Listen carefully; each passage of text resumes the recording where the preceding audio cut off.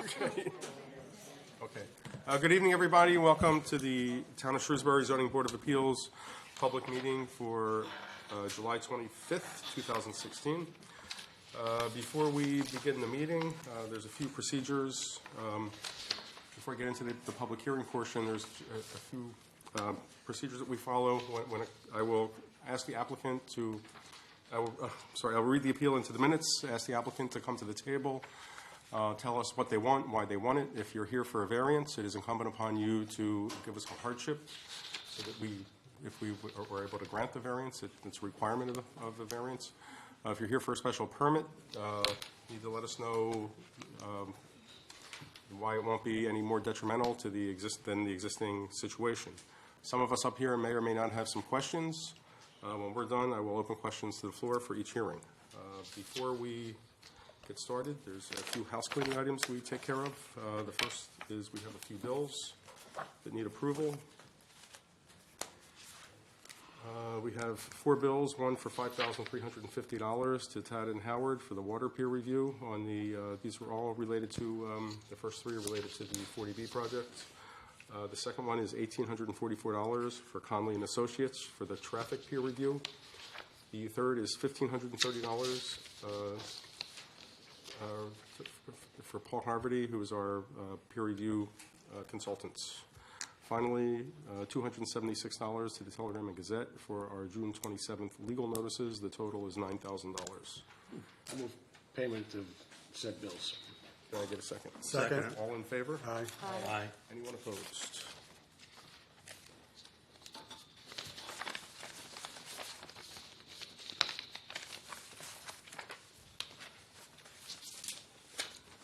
Still learning to use it.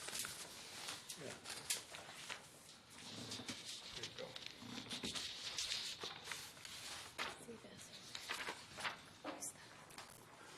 What is that? It shows it to you.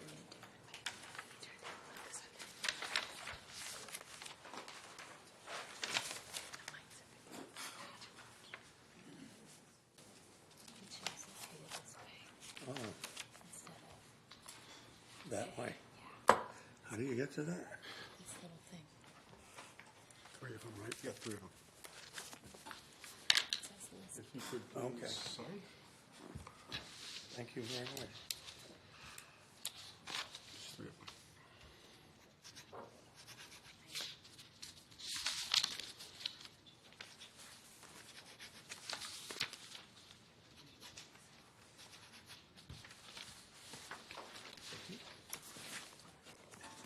You brought Mr. Patel, huh? Our first hearing, the 6:30 hearings, is to hear the appeal of Imran Khusro, 182 Jenkins Road, Andover, Mass., for a variance to the Town of Shrewsbury zoning bylaw under Section 7, Table 2, to create a single-family lot with no frontage in the Residence A district upon property located at 115R Colonial Drive. The subject premise is described on the Shrewsbury Assessor's Tax Plate 2, Plot 3. Good evening, Mr. Chairman. Members of the board, respectfully, we would be requesting a continuance at this time. We're just not ready. We've had to do some re-engineering over there, and the plans just aren't ready for us to move forward. I apologize and would respectfully ask for a continuance.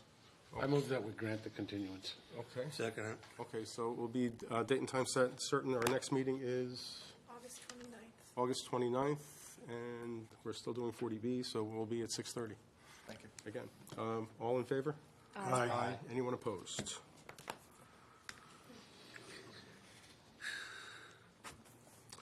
Our next 6:30 hearing is to, Wesleyan. Wesleyan. 22 Glendale, which was continued from our last meeting. But we never opened the hearing, so we need to read the legal notice. Okay. Oh, it is on here. Okay, yeah. To hear the appeal to Daniel Davis, 194 South Street, Douglas, Mass., for a variance to the Town of Shrewsbury zoning bylaw under Section 7B, Table 1, to construct a 12-foot by 11.5-foot deck 28.5 feet from the rear property line in the Residence B2 district upon property located at 22 Glendale Ave. The subject premise is on the Shrewsbury Assessor's Tax Plate 7, Plot 4. Have a seat. I built several different developments. I used to work for Tony Abreu for 14 years. We connected Keys House to Glendale, Sam Allen Circle, Prospect. I've done a lot in this town. And I always met with your inspector first. At that time was Ron Allery. Went through all the setbacks. And I did the same in this development here. I still own the road. There's still a bond on the road. I set it up with Mr. Allery. All the setbacks were done. We had a hard time selling our last lot. We actually bought an existing lot from a guy who owned it in Arizona, made a lot. And I went through the same routine that I discussed with Mr. Allery on the setbacks, et cetera. Had built a house. It was a modular. Had my final inspection done.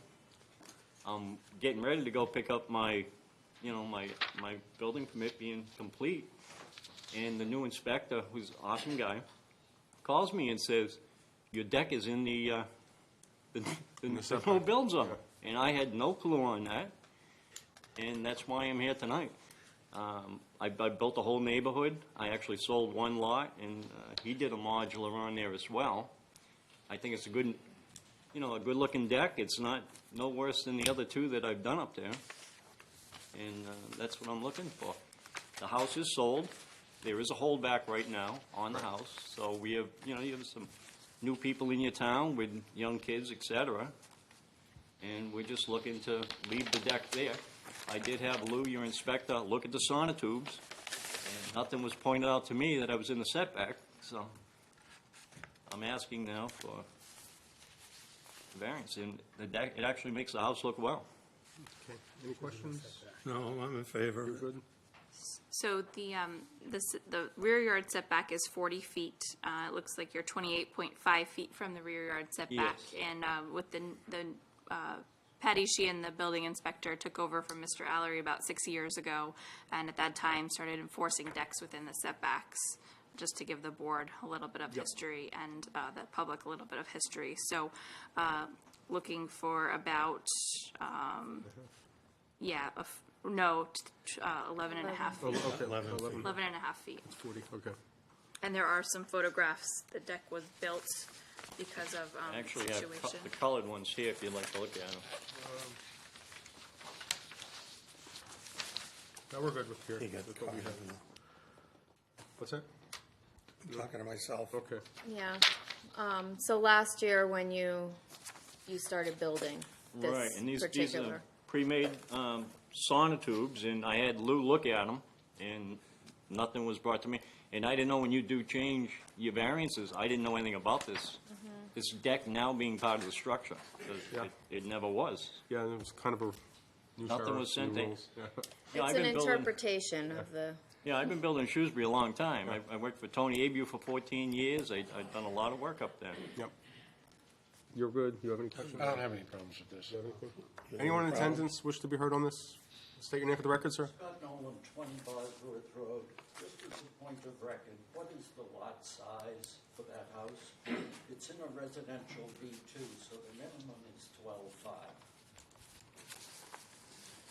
So Yeah, the- there's a variance on there because it was a dead piece of land that we had bought to make this lot. The guy had passed away from Vegas. The lot size is 7,465 square feet. All other aspects of the house meet the setback requirements. Okay. And I'm assuming your variance was granted previously? Yes. Yeah, okay. Answer your question? Yes. Yeah, there was a previous variance granted on that lot. When was that granted? I don't have that information in front of me. That we don't have the answer right on hand. I did mail you a letter about Yep. this earlier, so I would appreciate a response. I was under the impression you were contacted by the building inspector? Yes. Yeah. By phone.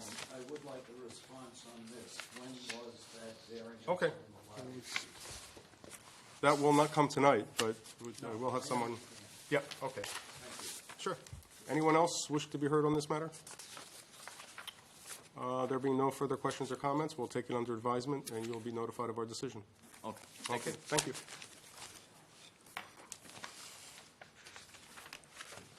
Our next 6:30 hearing is to hear the appeal of Sherry St. Pierre, 12 Wesleyan Street, Shrewsbury, Mass., for 2 special permits of the Town of Shrewsbury zoning bylaw under Section 6, Table 1, to construct an in-law apartment, and Section 4B, to remove and replace a nonconforming section of the existing single-family dwelling in the Residence B2 and Limited Business Districts upon property located at 12 Wesleyan Street.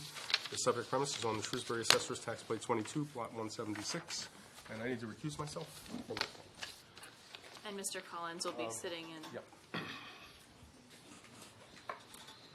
You could have a seat. Okay. Good evening, thank you. State your name for the record, please, Sherry St. Pierre, I'm the owner of the residence. and tell us what you'd like to do. Sure, I have an old barn built in the 1800s at some point, and we would like to replace that barn with an in-law apartment for my mother, who's here, Lois Bases. And we are here for a special permit for that in-law apartment, as well as to construct an in-law addition maintaining the existing setbacks on the site as shown on the plot plan. So all you're basically doing is tearing down the barn, you're not encroaching on the side yard setbacks, and you're just putting an in-law apartment, which is allowed by special permit. Well, there is, we are 6 feet from the property line of 16 Wesleyan Street. So I think that's what she meant when she told me I was supposed to say we're trying to get a variance for that. It's actually a special permit because you're removing and replacing a non-conforming structure. So it's 2 special permits, one to remove and replace a non-conforming structure, and 2 for the in-law apartment. And the footprint isn't really going to change. The footprint is not more than 25% of the So it won't be total. any more non-conforming than it already is. Correct. It'll be a little bit larger, and it certainly will look a whole lot nicer than what it does now. It looks like it's going to fall over at this point, so. And the new shed on the property, where's that going to be? It's already there. It's already And it there? is, my neighbor can attest 10.4 off the Okay. line of All her. right. Any other questions from board members? No, I'm happy. Anyone in the audience like to speak on this petition? State your name for the record, please. Hi, Jill Zamaro, 7 Wesleyan Street. Been living at the home for 43 years, and as of late, recently, we had 2 properties in the immediate vicinity of our home, where now they are duplexes. So that is creating income-bearing apartments on the street that was formerly 100% residential. So I would ask that the deed restriction be placed on that it would be a family member in-law apartment and not an income-derived property. With the special permit, it's sunsetted with the owner of the property. I'm sorry, what was that? I missed the last part, I'm sorry. With the petitioner, it's sunsetted with the owner of the property until they go to sell, then it's, that they have to reapply for special permit again for an in-law apartment. So you're saying that it's not going to be an income driving No, at all? no. No, well, it's a condition of the special permit that's then recorded at the Registry of Deeds. Okay.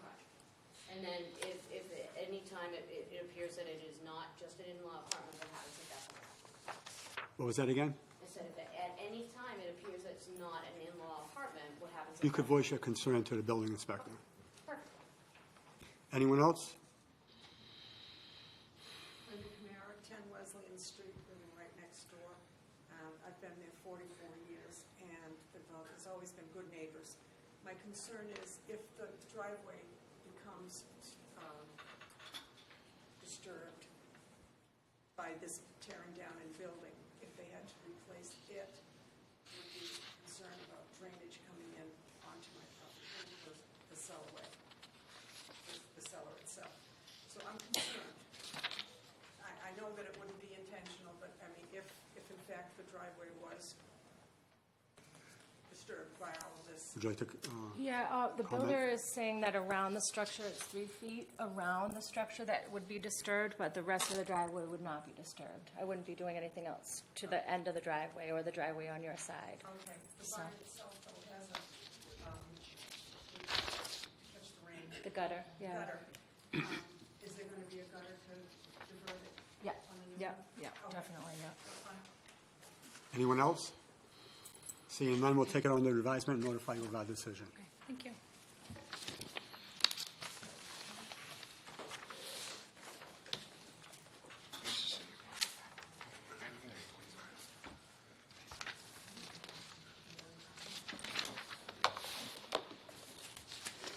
Our next 6:30 hearing is to hear the appeal of Altech, Inc. and its subsidiary, J.J. Kane Associates, Inc., 210 Inverness Center Drive, Birmingham, Alabama, for an amendment to the special permit granted April 1st, 2014 to the Town of Shrewsbury zoning bylaw under Section 6, Table 1, to expand the parking and storage area for auctions and sales of large motor vehicles and equipment in the limited industrial district upon property located at 11 Fortune Boulevard and 15 Fortune Boulevard, which includes parcel 2Y and a portion of Lot 3.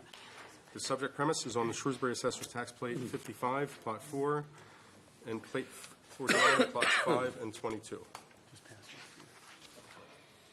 Welcome.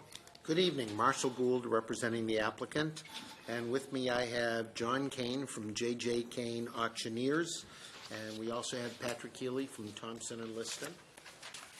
What you see in front of you is a board up here that shows the proposed Lot 2Z, which is actually a combination of two parcels. It is parcel 2Y and a portion of Lot 3, both on Fortune Boulevard.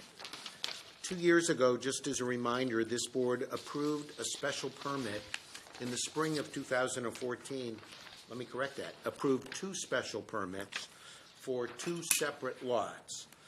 One that's down on Centec Boulevard and the other that is on Fortune Boulevard. The one that's on Fortune Boulevard, that is just to the west of the expanded site, is what has been used for auctions at this site. The nature of the business is J.J. Kane is a subsidiary of Altech, Inc. To refresh your memory, Altech produces the booms that go on utility trucks that are used either by utilities or tree companies, or whether it be electric or any cable, anybody that's got to get up to the utility lines. When those vehicles or those booms have been reaching a point where the utility companies feel they want new ones, they will typically buy new ones from Altech, and J.J. Kane is the company that works with its parent company to auction these off.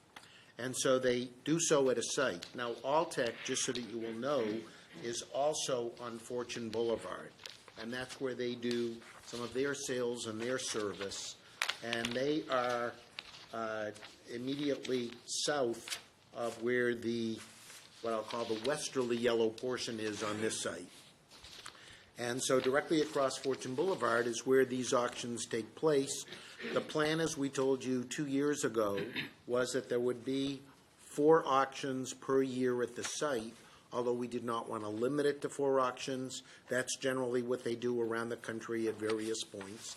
And there's a 3-week period, about 2 weeks leading up to the auction, in which they bring in equipment, whether it be trucks or this specialized equipment, and they put it there and they mark it and they make it a very orderly auction. On the day of the auction, there are 3 policemen through the town of Shrewsbury that are hired by J.J. Kane. They are up there. One works at the site where the auction's taking place. One works in the house where the money part of the auction is taking place. I say house, in the building where the financials take place. And then the other is down on Centec Boulevard at the intersection with Fortune to control traffic and make sure that any cars parked on Centec are not creating any issues. These auctions take place on Saturdays, where there's the least amount of traffic there. In the week following, typically in the 3 or 4 days following the auction, the equipment is moved out by the buyers, and other than that, there is little or no activity on these lots. They have been successful. They find that it would be helpful to them to have a larger area, to place more equipment, and to have more parking up near the top of the hill instead of having as many vehicles at the bottom of Fortune Boulevard. So they have worked with Bob Moss, from the owner of the Centec Boulevard parcels that are still his, and they have now acquired these 2 parcels, which total slightly over 7 acres. You can see the area that's in yellow is the area that's going to be graded and used for parking and storage. The area that is in white, but still surrounded by the purple line, will not be used. So there's a considerable amount of open space due to the topography of the site. So a very small portion, less than half of the site, is going to be used for the intended purpose. That's pretty much a summary. If you would like more detail, we could do it, but it's not going to be any new activity. It's what is already taking place right there, and the officers will still be there, but this will help more cars to park up on site and more equipment to store on site so that they won't have to do more auctions per year, but then instead they can still limit it to the 4 auctions that they're currently doing. Okay. That a fair summary, John? Okay. So you're not expanding? No new building. Okay. The operation is going to be the same. They have been trying to squeeze as much equipment and parking on that upper site as they can, and they realized it would behoove them to get more land. We did receive 2 letters from your abutters that wanted us to put conditions that there be no parking on Centec Boulevard, which I am not inclined to agree to since it is a public street, and mandating a police detail, which you pretty much already do voluntarily, so I'm also okay with the way things are. Anyone up here have any questions? Yeah. Wasn't the one person who wrote us, weren't they your landlord in Worcester before you came to Shrewsbury? Yeah, Tony Russell wrote the letter. Joe Russell was actually our landlord. But yeah, it's the family, so, yes. Okay. I don't like things like that. Any questions? What You okay? Lisa, are you okay? I'm okay. Dale? Yeah, has there been any issue with parking? that we're We've aware of? received no reports of issues from the police department or the public related to parking. I'm not in town on the weekends, and I haven't even realized when the auctions actually occur, so we have not been contacted in that manner. Yeah. Anyone in attendance wish to vote on this? There being no further questions or comments, we'll take it under advisement. You'll be notified of our decision. Thank you very much. Our next hearing is to hear the appeal of Sean Noonan, CMSR Services LLC, 482 Southbridge Street, Suite 268, Auburn, Mass., for a special permit to the Town of Shrewsbury zoning bylaw under Section 4-B to remove a deck and construct a deck and sunroom 37.5 feet from the rear property line in the Rural B District upon property located at 42 Cypress Ave. The subject premise is described on the Shrewsbury Assessor's Tax Plate 14, Lot 64-23.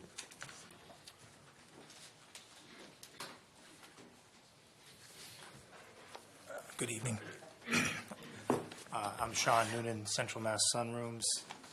Ernesto Del Rosario, owner of the property. Back in 2004, there was a deck built on the rear of the property, 15 by 15 foot, which was 42 feet from the rear yard setback, so it encroached the 50-foot setback. I came out, looked at the deck. Right now, structurally, the deck is not sound. It's settled probably a foot in one of the corners. It's not properly footed. So we looked at converting that footprint into a sunroom. The grade of the adjacent backyard, we couldn't just have the sunroom and the steps. There was no room for anything auxiliary off that, a grill or a table or chairs or what have you. So that's why we're looking to add an 8-foot by 15-foot deck adjacent to the existing deck that we're going to take down and rebuild, which would go 4.5 feet closer to the rear. So it would be at 37.5 to the rear of the property. I do have additional plans showing the plot plan of what's existing and what's proposed, if you care to see that. Thanks. Still within the setbacks? None of it is within the setback. Okay, so pre-existing. According to your plan that you have before you in your packet, the rear yard setback is 50 feet. The existing deck, as described, is 42 feet from the rear yard setback. That's the 15 by 15. Okay. They're proposing to replace the deck with a sunroom, the same dimensions, Correct. correct? And then additionally, they're proposing to put a deck, an 8 by 15 deck off of the sunroom that would further encroach on the rear yard setback at 37.5 feet. So our understanding was there was no permitting done for the existing deck, so pre-existing Is it? use. It was built in 2004. Okay. We Do we included, know that? I'm sorry? Do we know that? That it's existed that long? I do not know that. We have not done, the applicant has not provided us with any. I provided photographs that were time-stamped. They were from time-stamped? Ernesto, when Okay. he's Yep. been the sole owner of the property. Okay. Okay. So And that was there's at the time where the building inspector was not enforcing Right. setbacks when it came Okay. to decks, So similar it's to the the same. situation we Yep. just heard at Glendale. So is the house in the rear yard setback also? The house complies, it's 51.1 feet as shown on the plot plan. I actually believe the original plans of the front of the house had an overhang that they had to eliminate because they're at 50 feet, 5.5 or whatever. It's Right. basically, you couldn't move it an inch almost. So the fact that it's been there for 10 years, it's grandfathered? So there's two situations. One is that they built the deck and the building inspector at the time was not enforcing decks within the setback. And then they're looking for further expansion of a pre-existing non-conforming. And why would that not be a variance if it's closer? If it's not more than 50% of the footprint. Okay. Well, and we looked at the size of the actual enclosure Right. and the way the windows and doors lay out, that would be enclosed. Doesn't really give us leeway to make the room smaller because the walls would run into windows. The footprint that's out there works well for what we're Right. trying to do. If we tried to reduce it and still stay in that 15 by 15, it just wouldn't work, Right. so. Any concerns from neighbors or anything? It's got no one to the other side towards the high school, there's no one Right. there. Okay. Mr. Gordon? Is the sunroom going to have sonotubes? It'll either be sonotubes or technoposts. The deck itself is Okay, not. so it won't be these little 2x8s. No, it'll be Yeah. 6x6 posts and everything. Obviously, we'll go through with Chris to make sure everything's done, inspected. Okay. I don't think, there certainly isn't frost protection out there on that deck. They don't even want to use the back stairs, or the one corner of the deck is dropped a lot. Is there any way of doing this without the deck? And just having an exit coming out of the porch? There is I'm sure there is, again, it's so high up.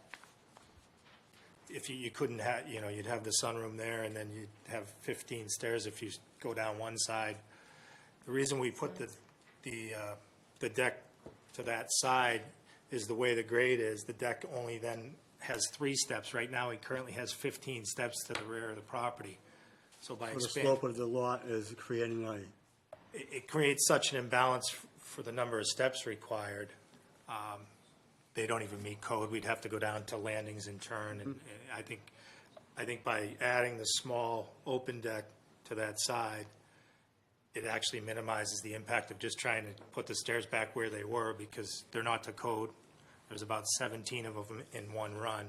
So we'd have to go down to a landing, which would, cause, we'd have to build a 4x4 or a 6x6 landing and then turn them.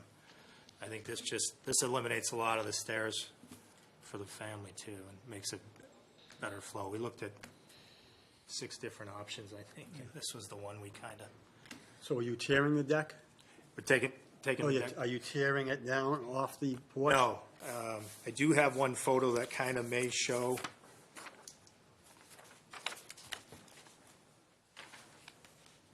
It's, I have it here. oh, you do have that photo too? Yeah. And it kind of shows like the way the property's set up. It's 12 feet if you went straight out towards the rear property line.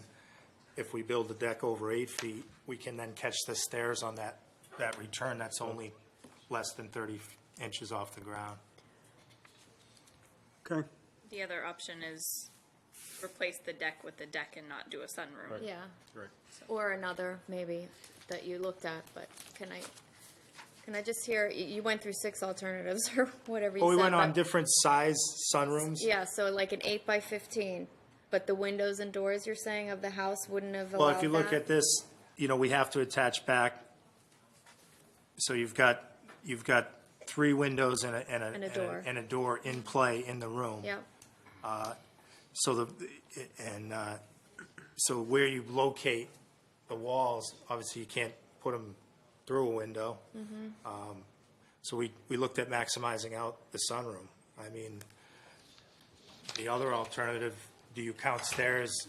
I mean, are you counting stairs as, like, if the stairs are closer to the rear, is that a non-conforming thing? Landing and stairs are exempt from the zoning bylaw because they're an egress. Well, in that case, if we wanted to keep the 15 by 15 sunroom and not encroach any further, we could go off with a landing.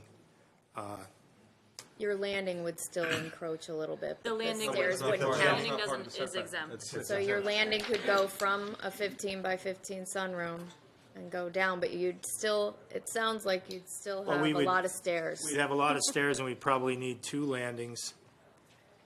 But if they're exempt, Landings are exempt from the and at what bylaw. size, what maximum size? I believe it's 3 by 4. Okay, I didn't know if, so you could, because you don't want to step out of the room onto a flight of stairs. So Sure. you got the landing at the, You need the landing. yeah. at the room, and then Yeah. down to another landing, and then turn it. Anything else? Lisa? Lisa, you You're want good? to say? Anyone in attendance wish to be heard on this? There being no further, you're okay. Okay, there being no further Want to questions? discuss the options of what you may be deciding on before you close the hearing? I'm okay with it as presented, Okay. yeah. I'd prefer the keeping it in the same footprint and putting the landing and stairs on. So keeping the deck I- the same. Yeah, the footprint of the deck, removing not- it, doing it right, having the sunroom extend that entire 15 by 15, but then the landing and stairs. Because that count. exempt anyway, right. Only because, I mean, I can discuss my reasoning later, but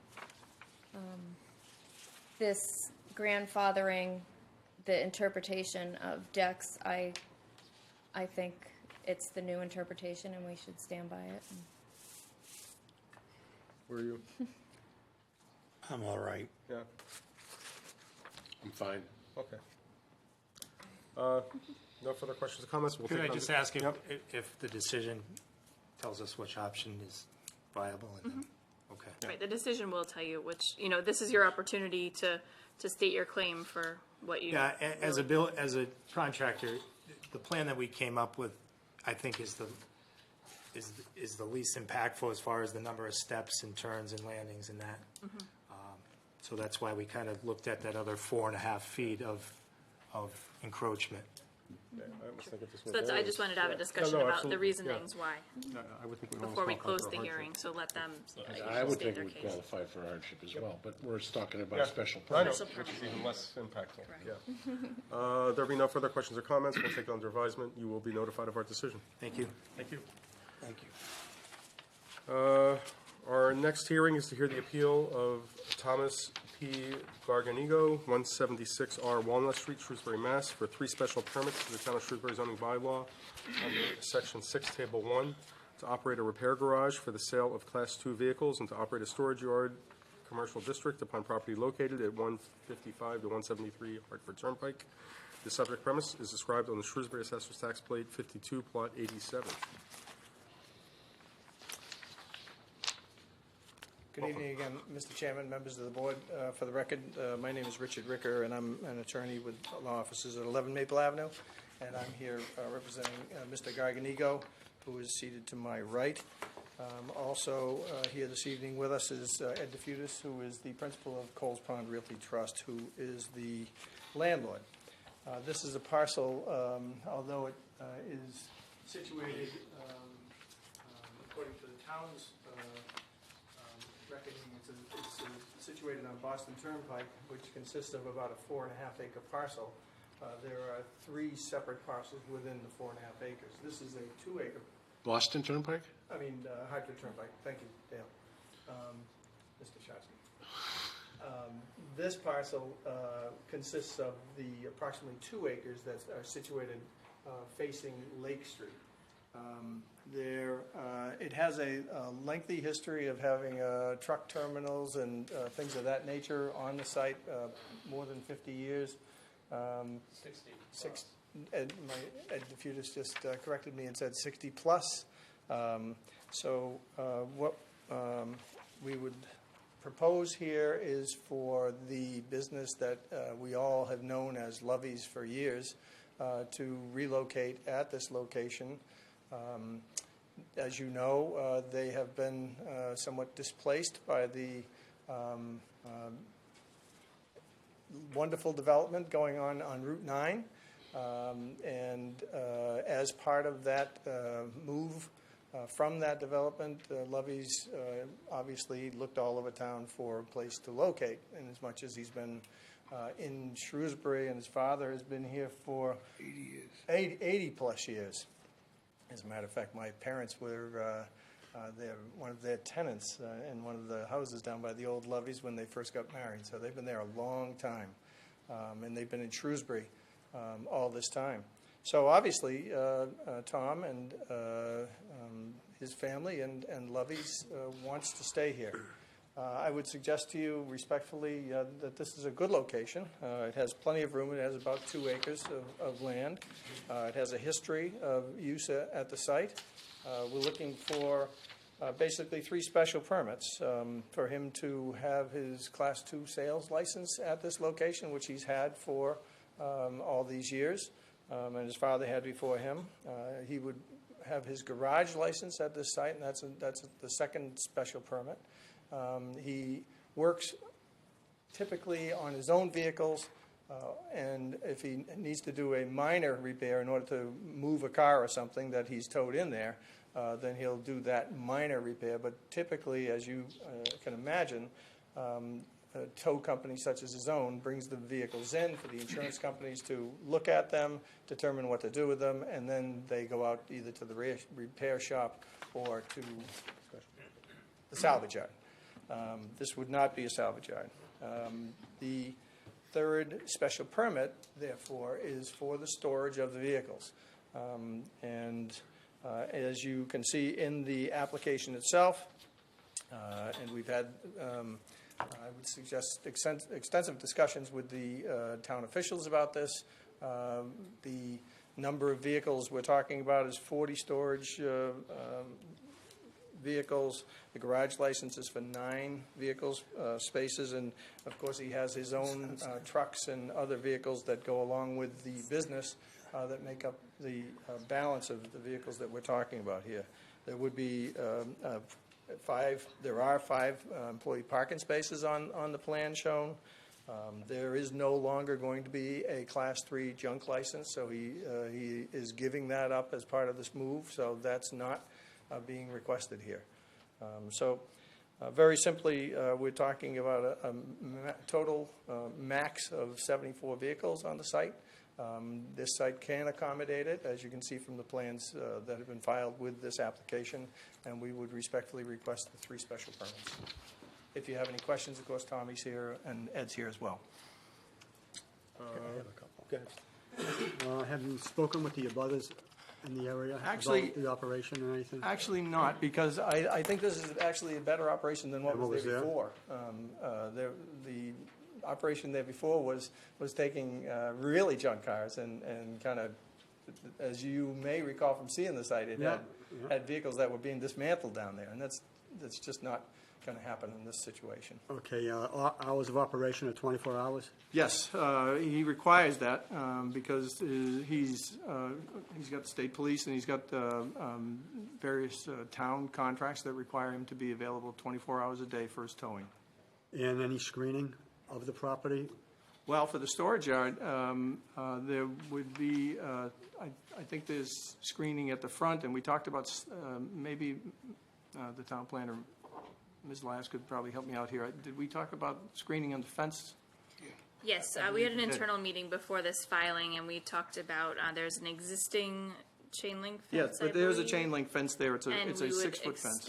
We would put slats within that fence to further screen, and if the project goes along and further height is required to the fence, I believe that the applicant is amenable to be doing that. But we did say that, yes. We believe that the 6-foot fence with the addition of the slats, tastefully done, would be applicable for the bylaw and adequate for the use. So we could put that as a condition? Yes, we certainly could. Yeah, Okay. as I say, there is a 5 or 6 foot fence there. I think it's a 6 foot, and we did agree with the town that there would be slats put into it as per the requirements for screening.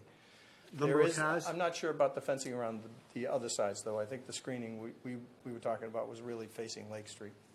Okay, there's no selling of cars? Well, he's going to have There is selling of cars? He's got a license. He has a Class 2 It's license. It's right there. He has a Class 2 license, so part of this request is to be able to continue to sell vehicles on the sporadic basis that he does now. The applicant will be before the Board of Selectmen tomorrow evening for the change of location for the licenses. That is correct. So there's no expansion to the license in terms of? No, it's the same number as he's always had. Okay. I'm fine. Yeah. Lisa? What's the plan for lighting? Anything different than you're already? I think it's the same as he's had on the lot. You don't plan any excess lighting, do you? What's there? There's adequate lighting. Okay. There is existing lighting that's been there. I think there's some lighting on a pole as well as there's lights on the building. Okay. Anyone in attendance wish to be heard on this? There'll be no further questions or comments. We'll take it under advisement. You'll be notified of our decision. Thank you very much. Thank you. Next is to hear the appeal of Heather and Robert Fulginiti, 74 Janet Circle, Shrewsbury, Mass., for a variance to the Town of Shrewsbury zoning bylaw under Section 6, Table 1, to allow the operation of a gymnastics facility in the limited industrial district upon property located at 820 Boston Turnpike.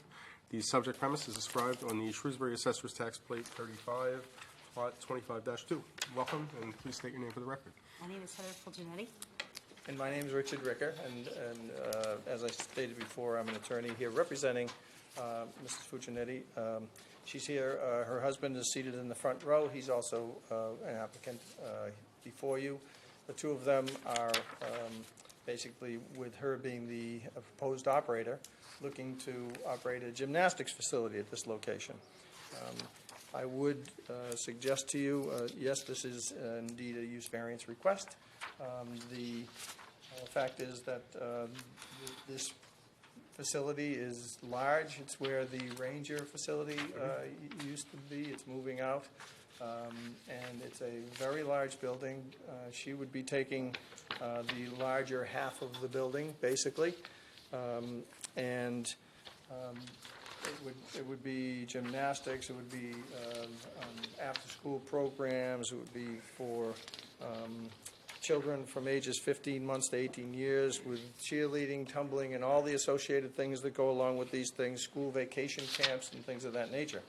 I recognizing that this is apparently an up-and-coming business, it appears that it is a growing industry. There are other fitness-related facilities in this particular cluster of buildings, which is unfortunately in a limited industrial zone on Route 9.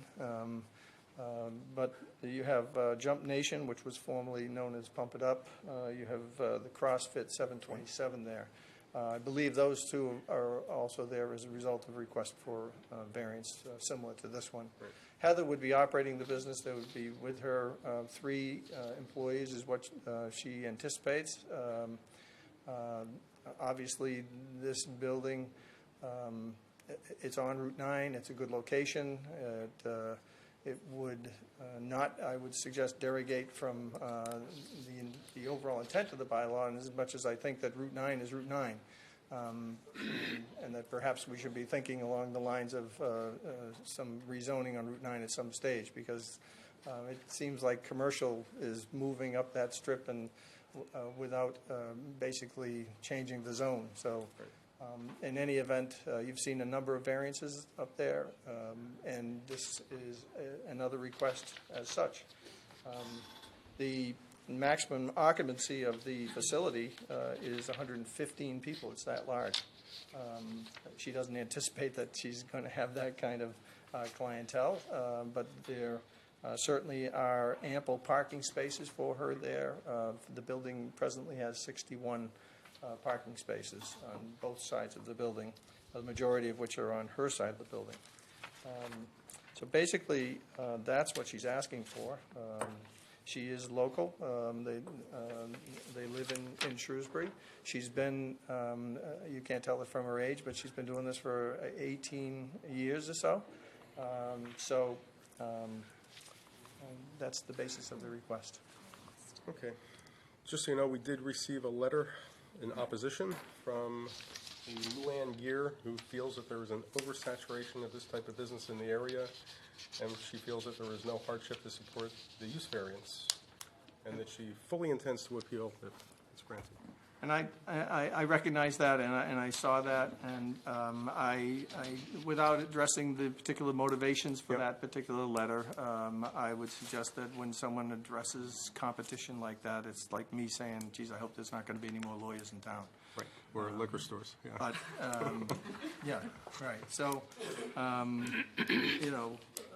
it is what it is, and it's an interesting observation. Yep. Any questions? Go ahead, Lisa. I agree with you. I don't want to go investigate the motivation behind that, but at the same time,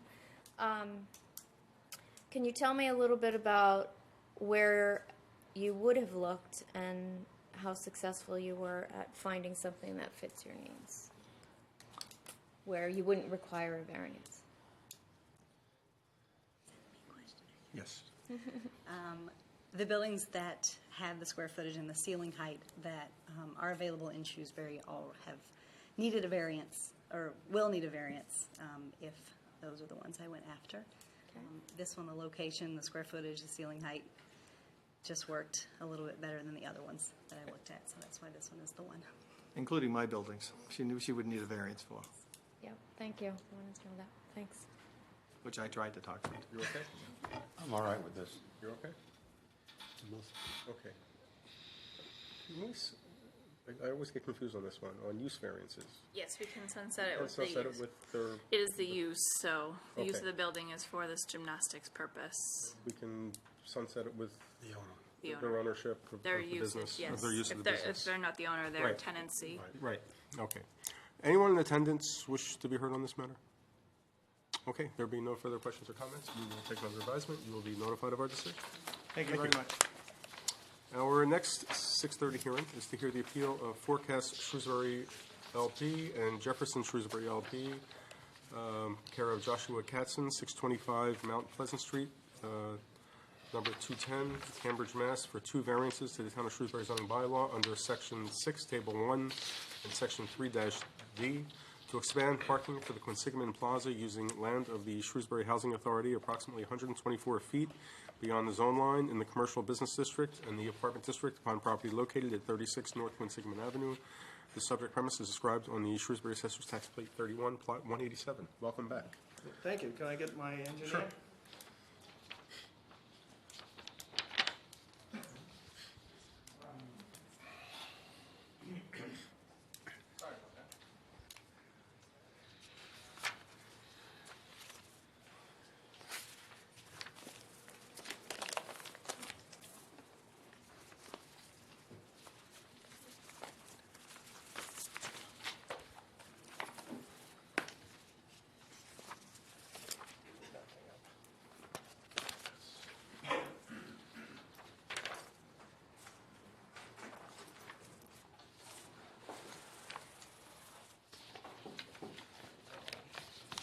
Empty.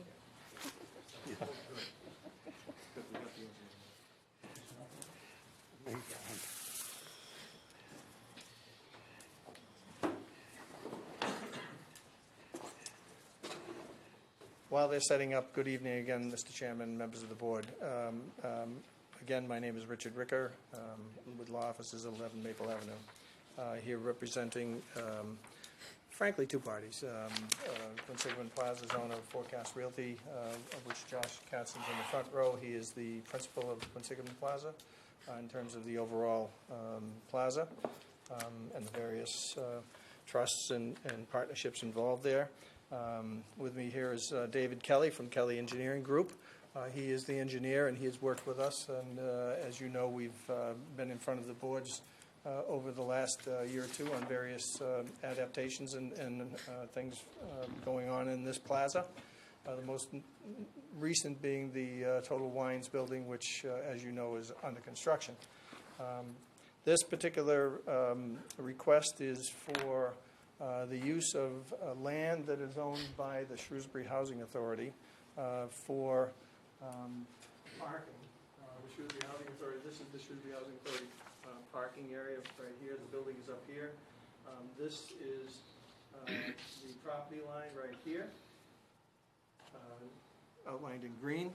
And as you can see, there would be several spaces added on the Quinsigamond parcel down here.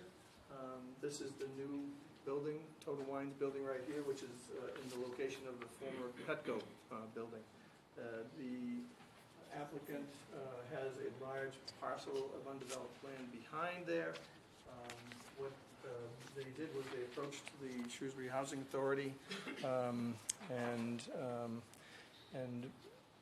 basically requested the ability to lease a parcel of land from the Housing Authority, which the authority, without my help and without my input, found to be very advantageous, and so they struck what is basically a deal for a lease of space, which I would suggest respectfully is beneficial to both parties. One, it gives the Housing Authority some sorely needed funding to the tune of $10,000 plus a year, and two, it gives Quinsigamond Plaza some extra parking, which they really, according to the numbers and according to the zoning bylaw, don't require. They already meet all of the requirements for the zoning and for the parking at this particular plaza. But recognizing what we heard and what they heard, and recognizing what happens at the holiday season and what we anticipate and hope will happen when Total Wines opens there, they were looking to add additional parking, and that's exactly what this is intended to do. Mostly, I think, intended for staff parking and for employees, because obviously the people that come into Quinsigamond Plaza from Route 9 would be parking down in front of each of the facilities and each of the buildings that house the various tenants. So what we've done is we've asked for variances in two different ways, and by doing so, and I did confer with the town planner on this to come up with this suggestion, what we've done is we've asked in the alternative, basically. One alternative would be to, because the Housing Authority is in the apartment zone, and this is commercial parking basically within the apartment zone, it would be a use variance. But the other alternative, which I thought might be something that you would consider, is to ask for a variance to extend the 30-foot buffer line that you're allowed to build in beyond a zone line under our bylaw, and that's the second section of the bylaw that I've cited in the application. So if you allowed that extension, I believe it allows the extension to go to do 124 feet out from the zone line in order to accommodate this parking area, which again would be totally developed by Quinsigamond Plaza, and it would be totally maintained by Quinsigamond Plaza, and again, it would greatly benefit the Shrewsbury Housing Authority. Now, the Housing Authority still has to go through some hoops to get this thing approved, but it was important for both parties, I think, to basically come before you first before the Housing Authority completes dealing with HUD and all the various things that they have to do in order to get this lease approved. So that's basically it. I would point out, and I know I'm stealing David's thunder, but I would point out that they could have gone this way with parking.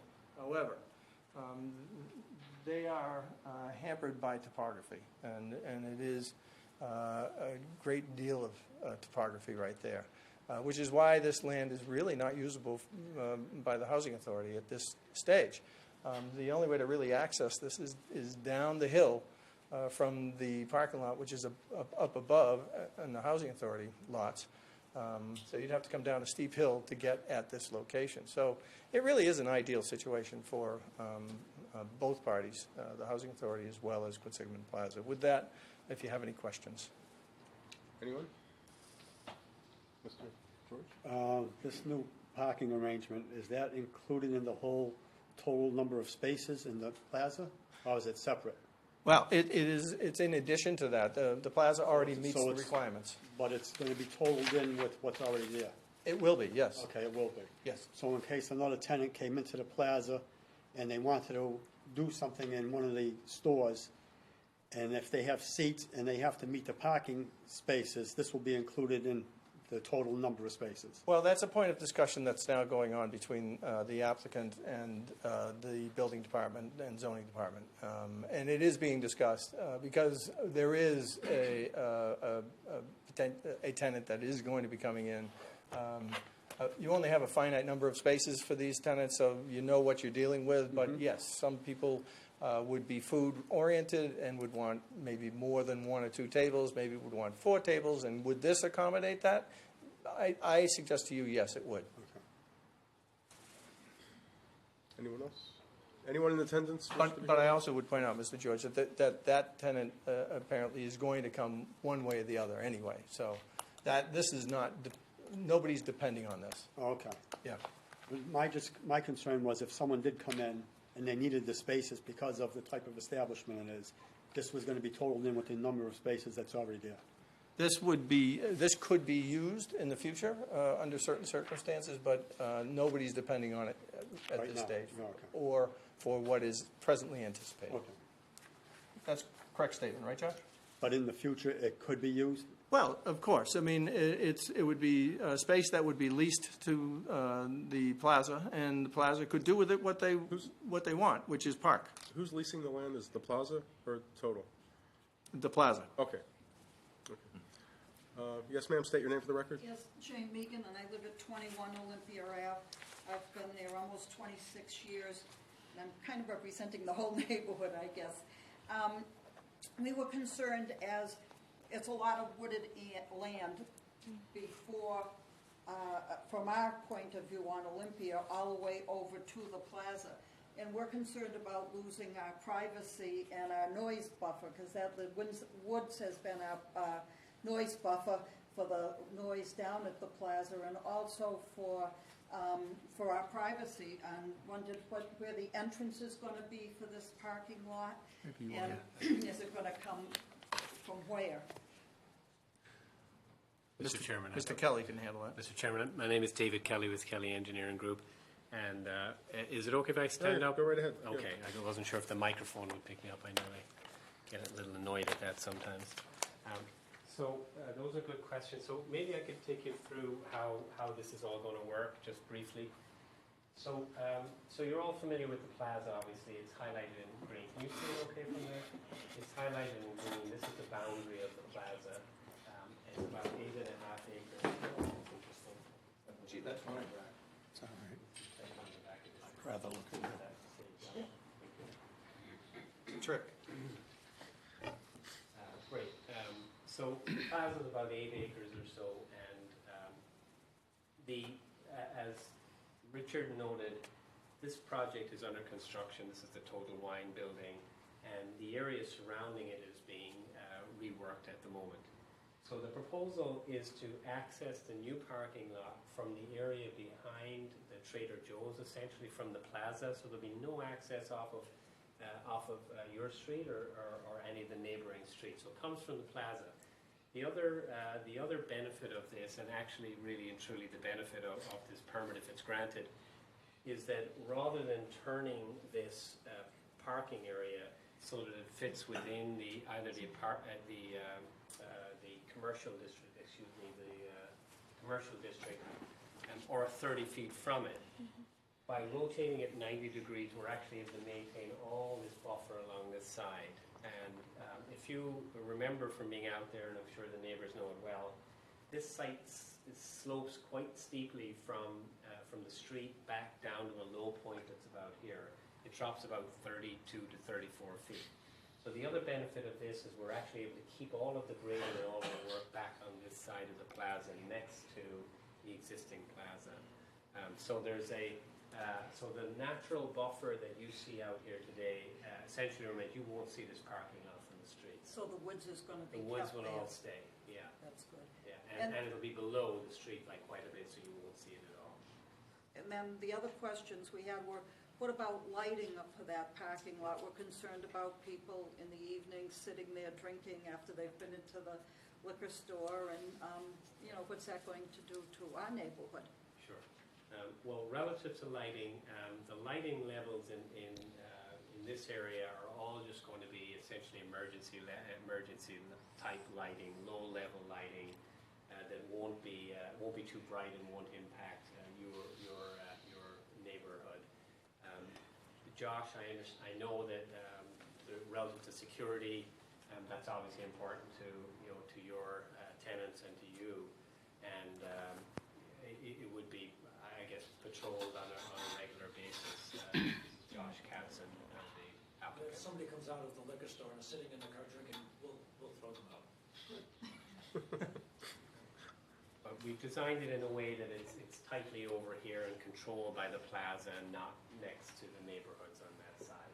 There seems to be so much parking down around the back of Trader Joe's. I've driven down there at all different times of the day and evenings and everything. Why can't that be utilized? I've seen a total, and maybe 16 trips over there, I've seen a total of 3 cars. A lot of Down back.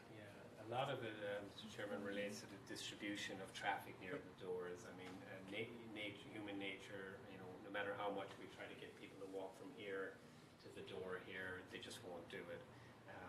These are primarily intended as the spaces you're noting, and rightly so, are intended as employee-type spaces, as will any of the surrounding furthest perimeter spaces.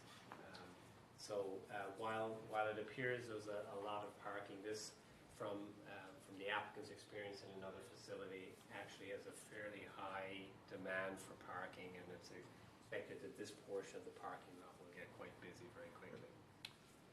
And as I said, this came about as a result of the planning board's discussions that we had relative to their concerns about, or one of their members' concerns about parking. Although we met Quincy Plaza met the thresholds and met the requirements, there was still the request that if you could find parking elsewhere, then it would be good. Usually my parking variances are to reduce parking, to really get them to expand it. Right, right. Any other questions? Is that going to be fenced in, that parking lot? We haven't proposed it to be fenced in. It could be, I suppose. There is a fence at Because the back rest of the this plaza site. is fenced, isn't it, on the... Yes. There is fencing, yes. Yes, and this proposed area behind the new building, we've agreed to put a fence there to protect the loading area from the neighbors on this side. But this is actually really heavily wooded. I suppose the fence could be added. I don't really see the value, and you'd have to be out there. It literally goes straight. I know how it goes. Yeah. But that's obviously up to you. I mean, Anyone else? Anyone else up there? You're good? I have something. I'm sorry, what was your name? Jane. Jane. Jane Beebe. The parking behind Trader Joe's, I do wish that could be used as well. And the only way we as patrons of Trader Joe's would use it is if Trader Joe's had a other entrance in the back. Right. So it would be nice for the plaza owners to think about that in the future, but that would be.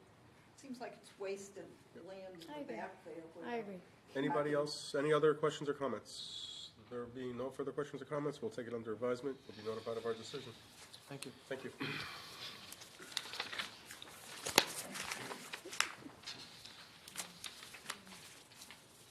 Hi, Josh. How are you? Our final new 6:30 hearing is to hear the Good to see appeal you. of Richard Ricker, trustee of Tally Ho Realty Trust, 11 Maple Ave, Shrewsbury, Mass., for a special permit to the Town of Shrewsbury zoning bylaw under Section 6, Table 1, to convert a single-family dwelling into a two-family dwelling in the Rural A District upon property located at 945 Main Street. The subject premise is described on the Shrewsbury Assessor's Tax Plate 18, Lot 17. Mr. Chairman, I have to recuse myself from this hearing. Peter?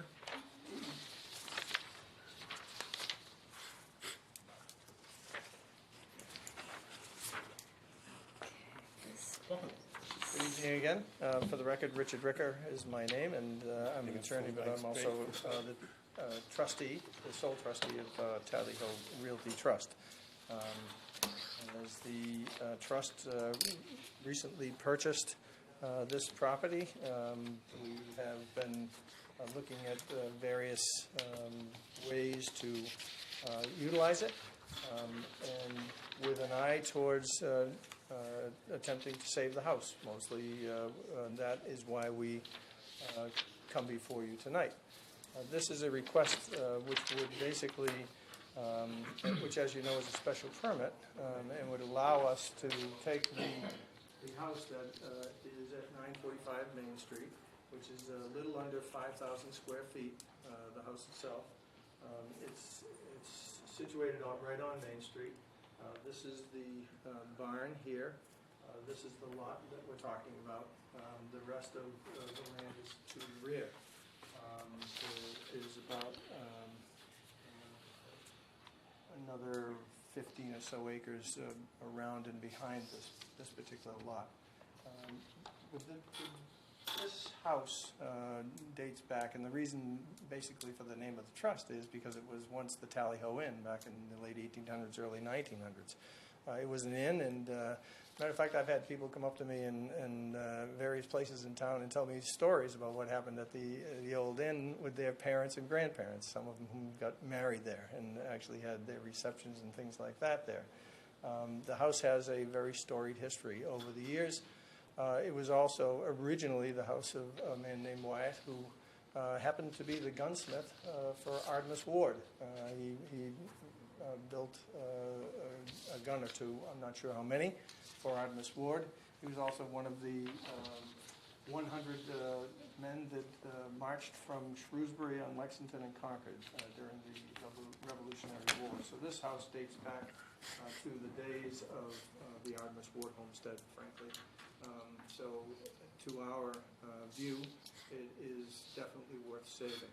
This request is our attempt to give us alternatives here. One of the alternatives that we're looking at, and which I'd ask you to specifically consider, is that this house being the size that it is, and being the fact that it is already split into two, it's been used as basically two units within the same house. We're asking you to basically legitimize what has already been taking place there, albeit not formalized and not legalized. But we would want the ability to condo the two units on each side, with the potential to have covenants between the condo owners in order to maintain the property. We think that two people maintaining a property of this size and a property that needs this kind of maintenance is better than one, frankly. It is really that in mind that brings us here in front of you tonight for this request. The house itself is a beautiful house.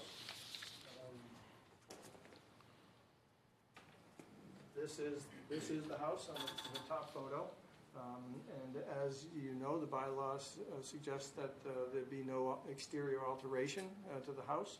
There are already 4 entrances that are used and are usable for access and egress to both of the sides of the house.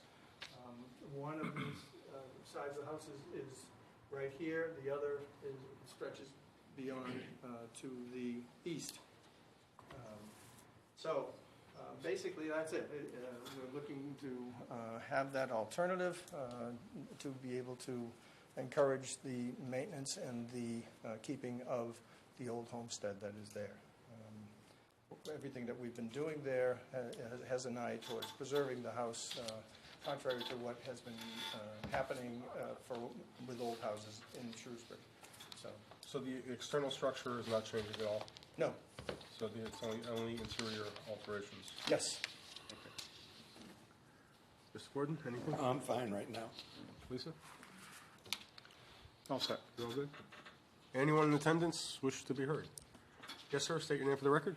Hi, Mark Radcliffe. We live at 364 Spring Street down at the bottom in the swamp area down there. My question is once this becomes multifamily, there's also plans in the future for this, for senior housing development?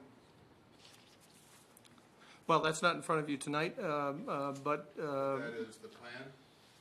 well, They do. Well, yeah. We have filed plans for a age-restricted community with the planning boards. They have been filed, yes. So basically, senior housing is correct. 55, is it 55? Over and 55. Yeah, Yeah. okay. Again, my only concern is, again, once you start doing that, I know that in the town now with the farmer's market, I also seen 2 kids get hit on bicycles there the other day. We're talking a lot more traffic. I mean, I understand the house is a very old house. We love the house, the barn, the area. We actually bought our property off of that, so, but to put a senior citizen place in there, But that's not before us, so I understand that has no bearing on what I'm here for tonight. Right, I They're here for. understand. Just wanted to be Yep. Anybody else wish to be heard? Mr. George? Paul George, I'm working on the direct abutter to the River property. And I was wondering why there were no schematics of how the layout of the two-family would be presented, just to make sure that none of the outside features were changed in the future. Well, just so you know, the interior of the house is already divided into 2. We didn't think it was necessary to do any schematics because we didn't feel that at this particular stage that there was any necessity to do so, nor is there any expectation that the exterior of the house would change at all. I understand that, but for the peace of mind of all the abutters, wouldn't it be worthwhile for you to present something to them? So in the future, none of the things would change accidentally. Well, the whole idea here is to save the house. Right. So that's the intent, and you'll have to take my word for it. I mean, that's the intent. That's why we're here, otherwise we're wasting our time.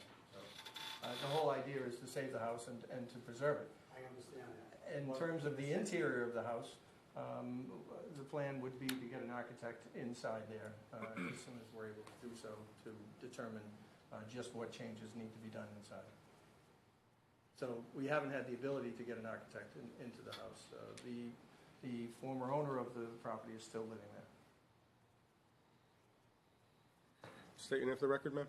Hi, Sean Barry, residence and owner at 4 Meadowbrook Circle. Will there be any additional driveways from what's there now for the two-family?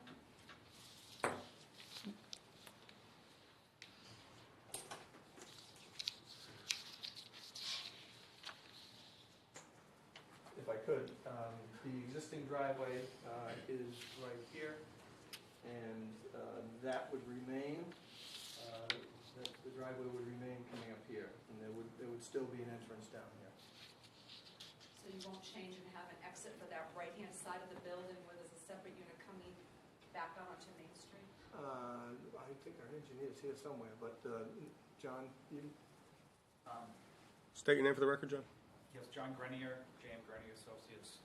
I'm the engineer who's been working on this project. There is an existing, as you know, existing curb cut that is on the westerly portion of the house, and actually, if you look at it, the driveway forks, and there is a driveway that loops all the way around the house. So we would maintain that existing driveway for access to both sides, and there is driving access to both sides. On the easterly side of the house, as you know, there is quite an incline that goes up, and so to install a new driveway there really wouldn't make sense, as the one that's there now functions very well at both sides. Yes, ma'am. State your name for the record, please. My name is Joan Meadus. I live at 915 Main Street. Formerly, I lived at 925 Main Street. I've been an abutter of this property and a family member, so I've spent a lot of time in this house. I'm happy to hear that your plans are to keep the house intact. I feel that it's one of the grandest houses in this town. I also feel that it's a shame that it was never put on the historical register. That being said, I would like a guarantee that nothing, once a permit such as this goes through, that nothing would change this two-family house or this exterior of this house. I'm concerned that if a permit is granted, they can tear it down and build 2 units to match what they're putting in the back. The permit for that would not allow that. Well, if I can address that, Mr. Chairman. Sure. This is an effort to save this house. Of course, there have been, the whole site has been reviewed. And this effort that we are putting before you tonight is to save the house. But there, frankly, plenty of builders had reviewed this site and looked at this site before we took a look at it. And every one of them, or a lot of them, said they were going to tear the house down. So that's not the plan. That's not what we want to do. Frankly, that's not why I got involved. I wanted to save the house. So. And you do have a good sense of the history of the house, which Yes. I'm also pleased with. But there is no guarantee until we come up with final plans. And this is part of the puzzle. And you feel in this town, this is the best option, to split this property in half?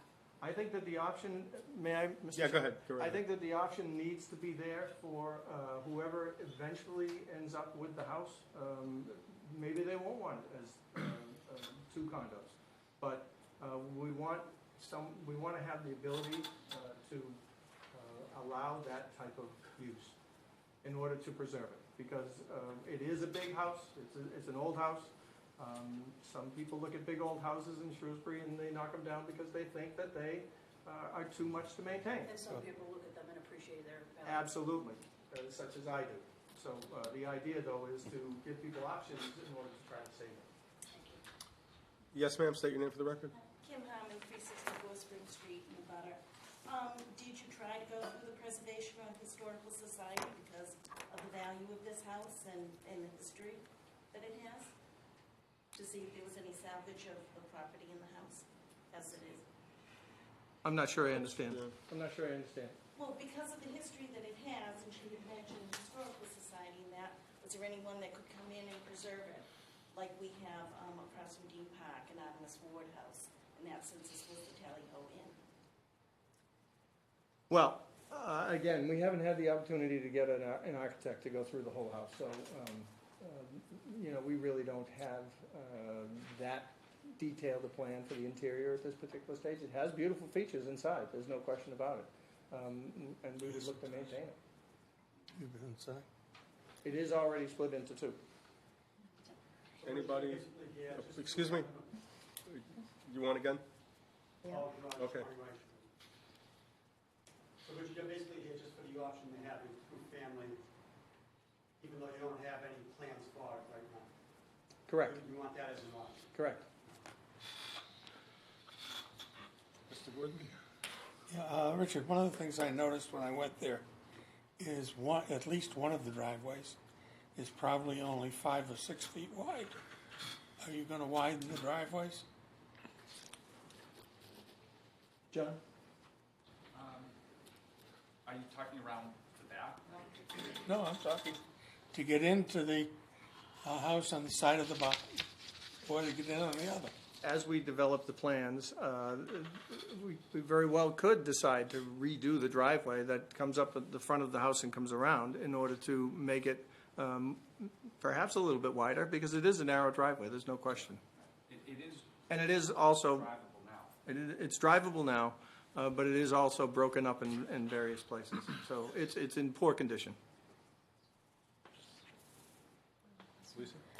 Kristen, this is for you. I'm struggling with how restrictive we can be with this, with the conditions of this special permit. This is too broad for me. Just changing this from a 1-family to a 2-family. That's all that's been asked here, but we're talking about conditions to not changing the exterior. Well, that's very general. We're talking about not changing parking lots or driveways. How restrictive can we be? So if you read in the use table, in the zoning bylaw, a special permit is allowed to be granted by the Zoning Board of Appeals for conversion of a single-family dwelling to a duplex or two-family dwelling, provided that no changes be made to the exterior. That's really no additions be made, no demolition be made. So that's really within the confines of this board at this time. So We're no not ad- talking about the site design. Okay. It's a single-family district. We don't go before the planning board for site design in that fashion. So that language is as is in the bylaw. We Yes. would not be able to add anything. Right, to so that. if the developer did come in and ask for a demolition permit, the building inspector would not be able to grant that demolition permit and this two-family still be in place. It would be a null and void situation. Okay. Right. Did you have another? No, I'm all set. Yeah, I just got one thing to add. So it seems kind of contradictory what's going on here. If you could, Richard, re-explain your understanding of what you're going to be doing with respect to, you haven't hired an architect yet with respect to schematic drawings. I heard the word no external changes. I heard the word no guarantees. I heard all efforts to preserve the existing facility. Right. Could you explain what the word no guarantee is and preserving the external? Well, we've features had of the home? various plans that we've reviewed and that we've basically gone through in our review of the overall property. This is a 17-acre piece of land. If you were to take this lot out of it and just go back to the original size with the house on it, it's 17 acres plus with a house on it, although there is a river running through. Basically, we have, as I suggested to you, filed plans with the planning board for an over 55 housing development. One of the plans that we looked at was for a much larger over 55 type of development that would have required us to take the house down. We chose not to go that route. There is another alternative that we looked at, which called for 10 plus houses, single-family houses on the site. That also would require the old house to come down in order to maximize the site. So what I'm suggesting to you is that we are going to do all we can reasonably be expected to do to save the old house. That's what I'm trying to say. Okay. It's not a threat. It's not anything of that nature at all. I mean, it's just, we've only purchased it recently.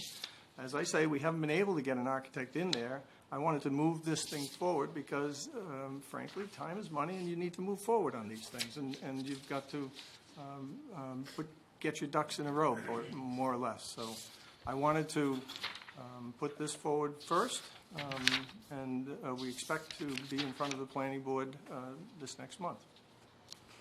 Thank you.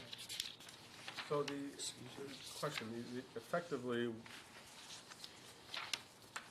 whether this is a one-unit house or a two-unit house is not going to affect the overall number of units when you come before the planning board. No, we've settled on the number that we wanted to apply to the planning board for, which is 26. Right.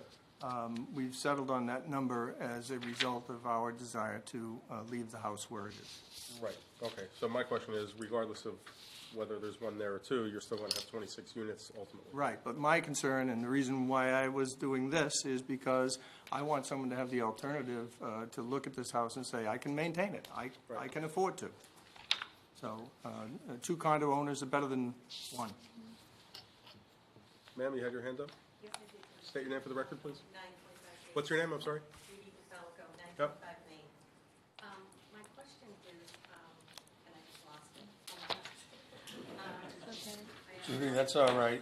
It'll come I back. do that all the time. Tomorrow, but. I guess you've already answered the question of guarantees that you didn't apply, that you what would go in place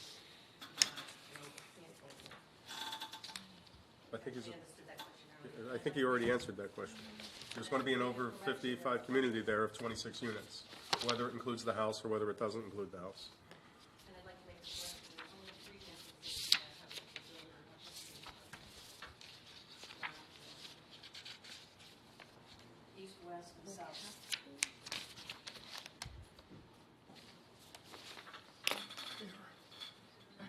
want to answer? You had a picture with 4, so.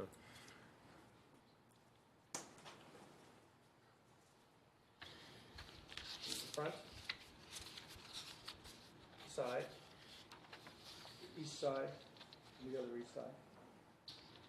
Oh, two to the, and I count the French doors. I didn't count the French doors to the sun and rain. Just so you know. Yep. East, front, side. Any other questions? Comments or questions? Last chance. Anyone up here? Anything else? Nope, I'm great. There being no further questions or comments, you will be on advisement, you will be notified of our decision. Thank you very much. Thank you. Do you want to do the decisions with Peter involved? Yeah, do you want to, Peter, you don't have to stay, we'll do your 2 decisions. I can stay. You sure? Yeah. Because this can go In pretty order? late. This is gonna Oh, go then pretty let's do late. this. Okay. The Give me the option. discussion. So, Sure. Wesleyan? so Wesleyan, which I am not a part of, Okay. go to town. What's the thought of the board for Wesleyan, 12 Wesleyan Street, to tear down the barn and replace it with an in-law apartment? Motion to approve. Second. It was fine. All in favor? Aye. Favor on. Oh, We need to we pass the do- folder around Yeah, with the. sign.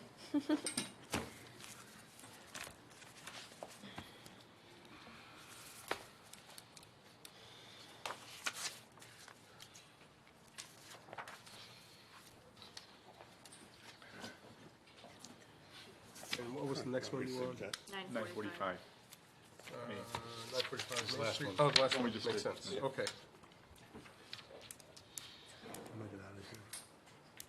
Yep.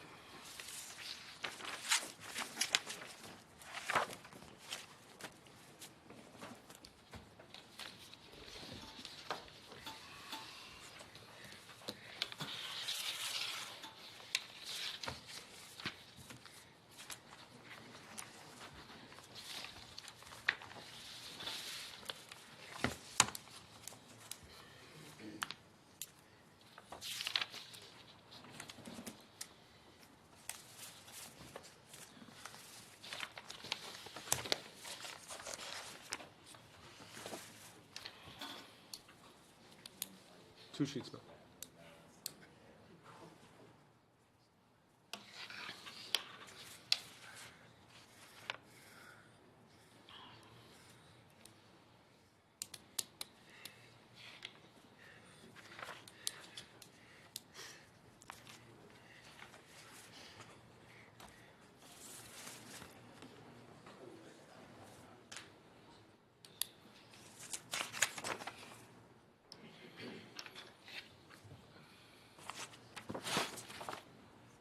Oops.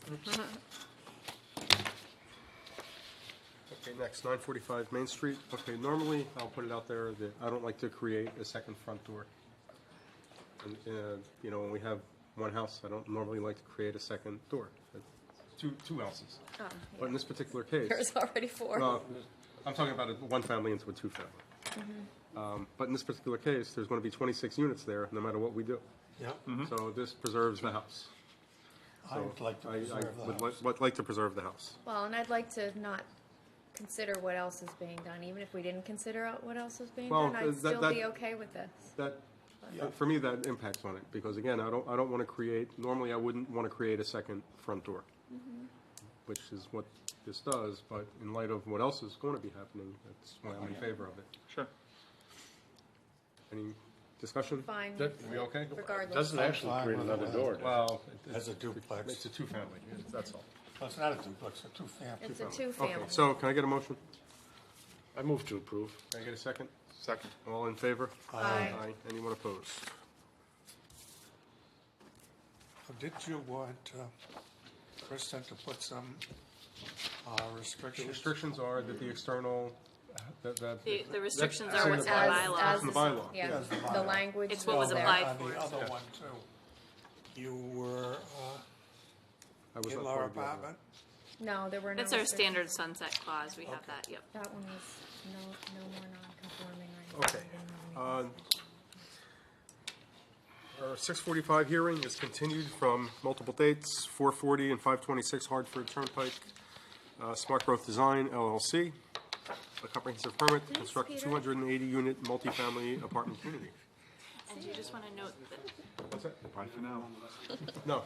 Thank you. just note that Fred is not here and he'll do the Mullins. Yes. Mullen. Come on up. We are short one member, as you remember from our discussion last month. Fred is not here, but he will be watching the video and will be getting a Mullins letter, which is sufficient. No problem. Thank you.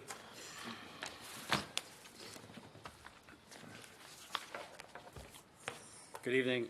For the record, Fran Zaretti, Smart Growth Design LLC from Shrewsbury, the applicant for the development of Pointed Hills Farm, Chapter 40B.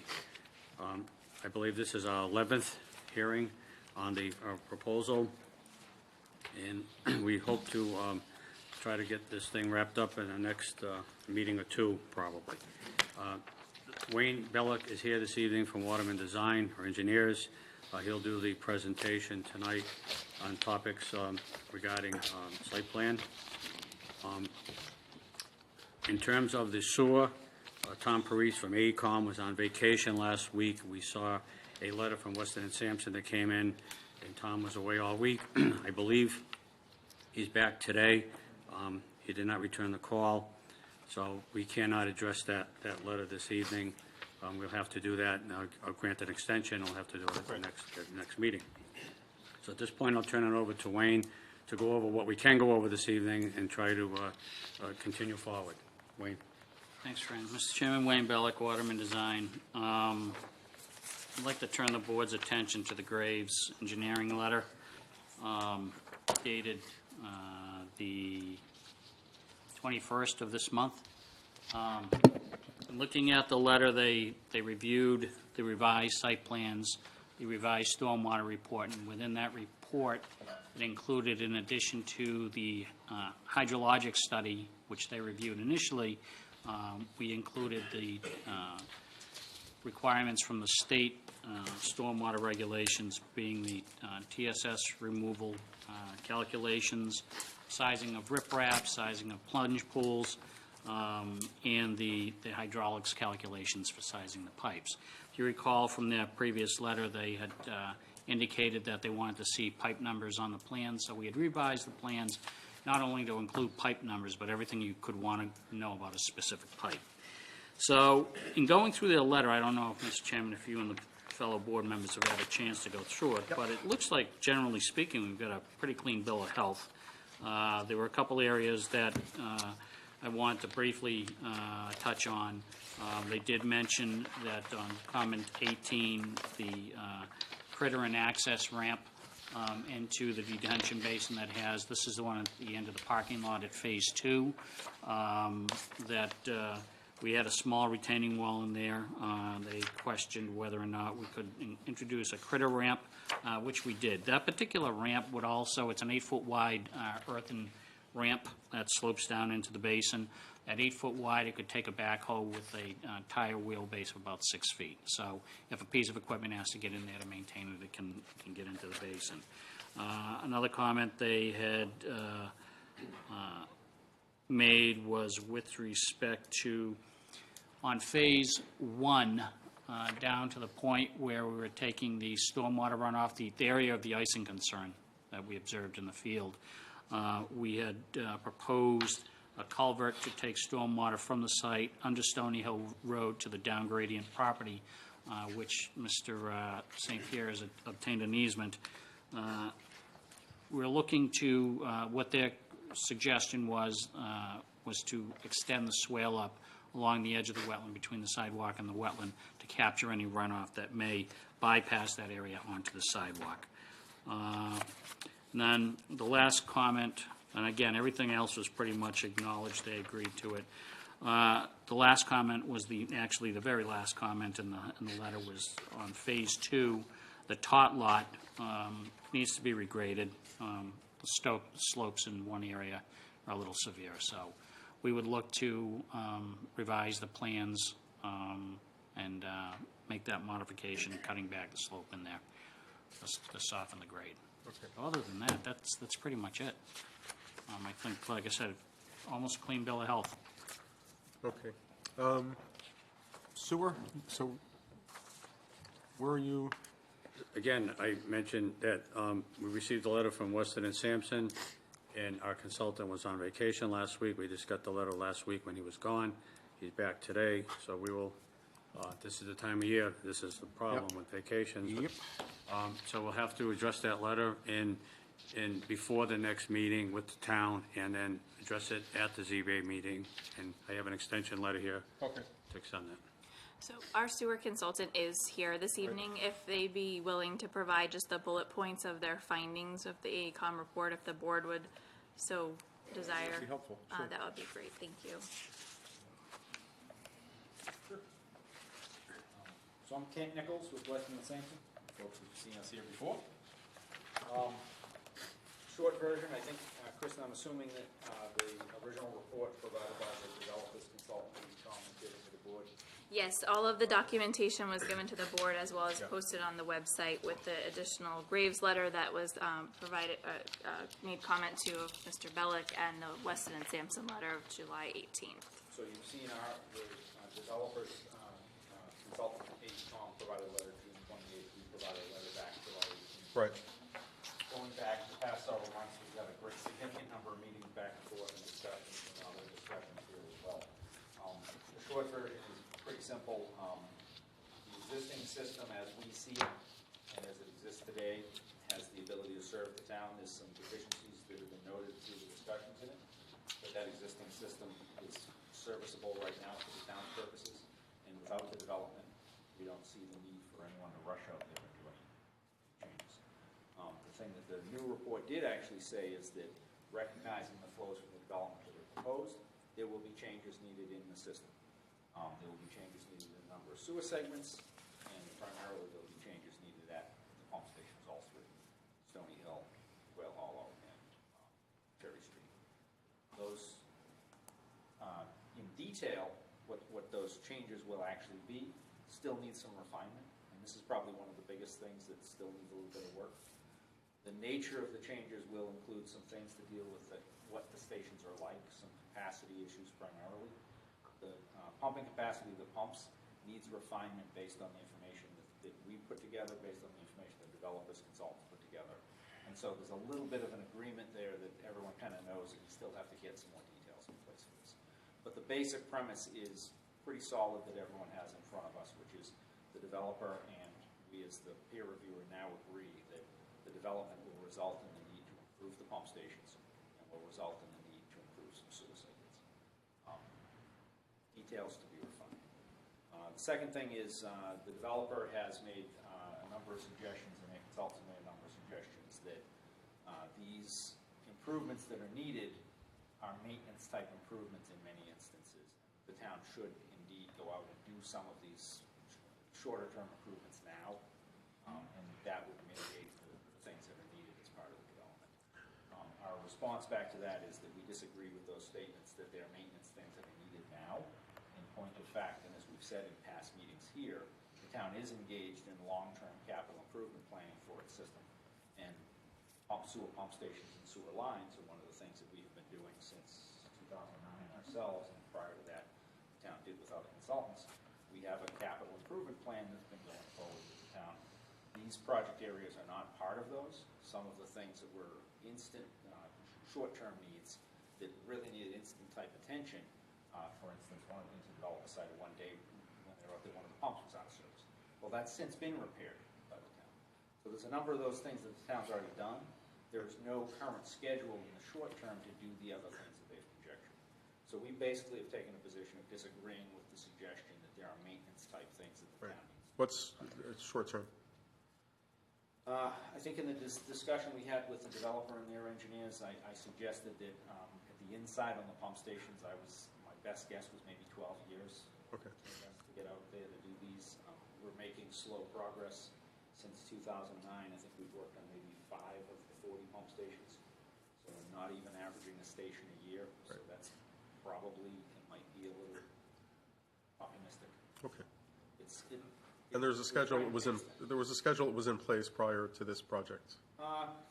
A loose schedule of what we would look at. The schedule, once we get to the actual capital improvement and having to appropriate monies locally, that has tended to slow it down. And that's where we're starting to look at like 6 stations a year to try to figure out what needs to happen. But our construction pace is something much more like 1 station. Okay. Same thing with the sewer project. Right now, we're dealing with very high-intensity projects like the interceptor capacity replacement, upgrading down the very downstream end of the interceptors, trying to take out infiltration inflow in the most intense areas. This is not one of our short-term focus areas for the sewers either. So the nature of all those improvements, while it is true that the town would eventually do something, certainly the timing of the development and the timing of the town's intentions don't meet. Right. And then the third primary point that we would make is, as I said, we pointed out some things where we felt like maybe there was a property or two that we missed in some flow counts, some observations we made about the II rates that we used in calculating the flows that we might want to see used a little differently. Really, it's a big issue about refinement of the information. Today, nobody, I don't think, could sit down and say, this is exactly what has to happen at each pump station, and this is exactly what it would cost. And I think we've had pretty thorough discussions about that with the developer and the consultants as well. So the main point is there's going to be a number of pieces of this that need to be refined before everybody knows all the pictures. But those principles don't change the first couple of observations that we talked about, which is that the development does result in a need to change some things downstream. Exactly what those changes are to be determined. We have recommended that once we refine some of those numbers, we go back and just check one more time against those numbers to make sure that everything makes sense before actions are done.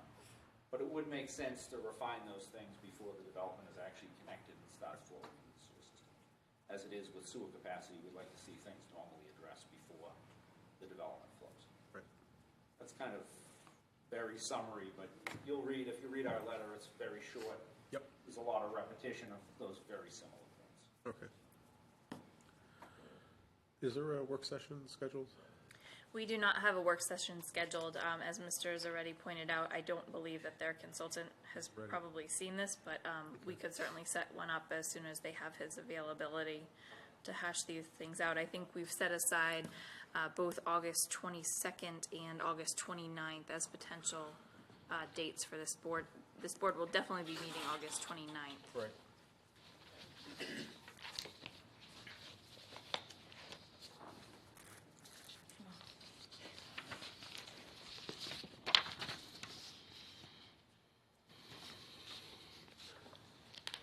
I believe we have the current extension for decision, or for closing the hearing as August 31st. Right, but we have an extension. I have a 30-day extension. Right, okay. September 30th, I presume? Okay, so then, let's just stick with the 29th. And hopefully to get a work session in for sewer Right. between now and then. Right, and that's really the only outstanding issue. That's correct. Still. We also have issued, our peer review consultant, Mr. Haverty, who usually is sitting up here, is on vacation this week. He has assisted us in compiling a draft decision. Again, it's a very conceptual, it's draft form. It has the meat and potatoes of what we will need to see.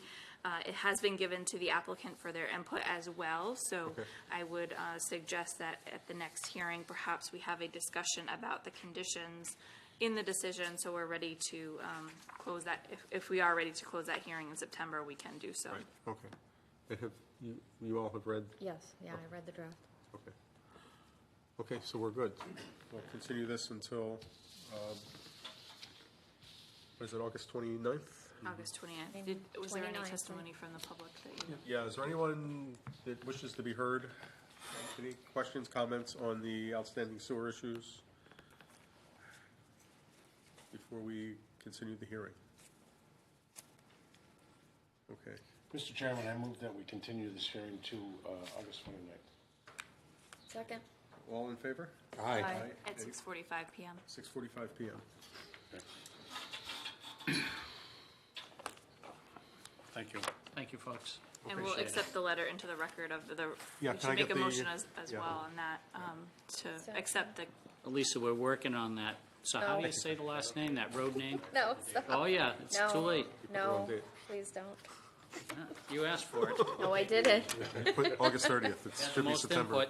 Oh, Should no. be We already September have an 30th. August. We I already want a have till August building, 30th. one of the buildings You're actually shorting us today. moved somewhere else and Well- called Lisa. We'll give you So the we should road make a name. motion on this as well.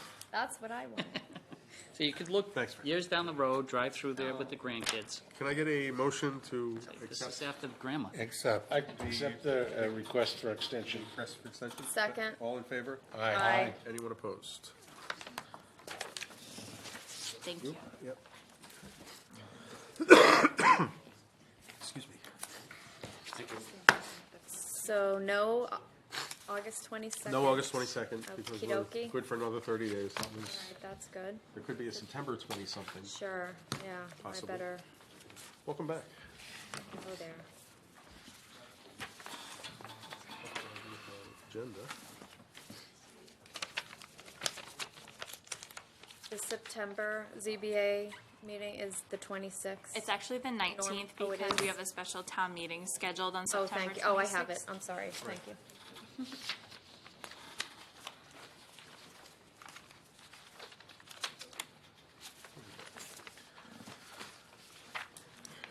Okay, so. Okay.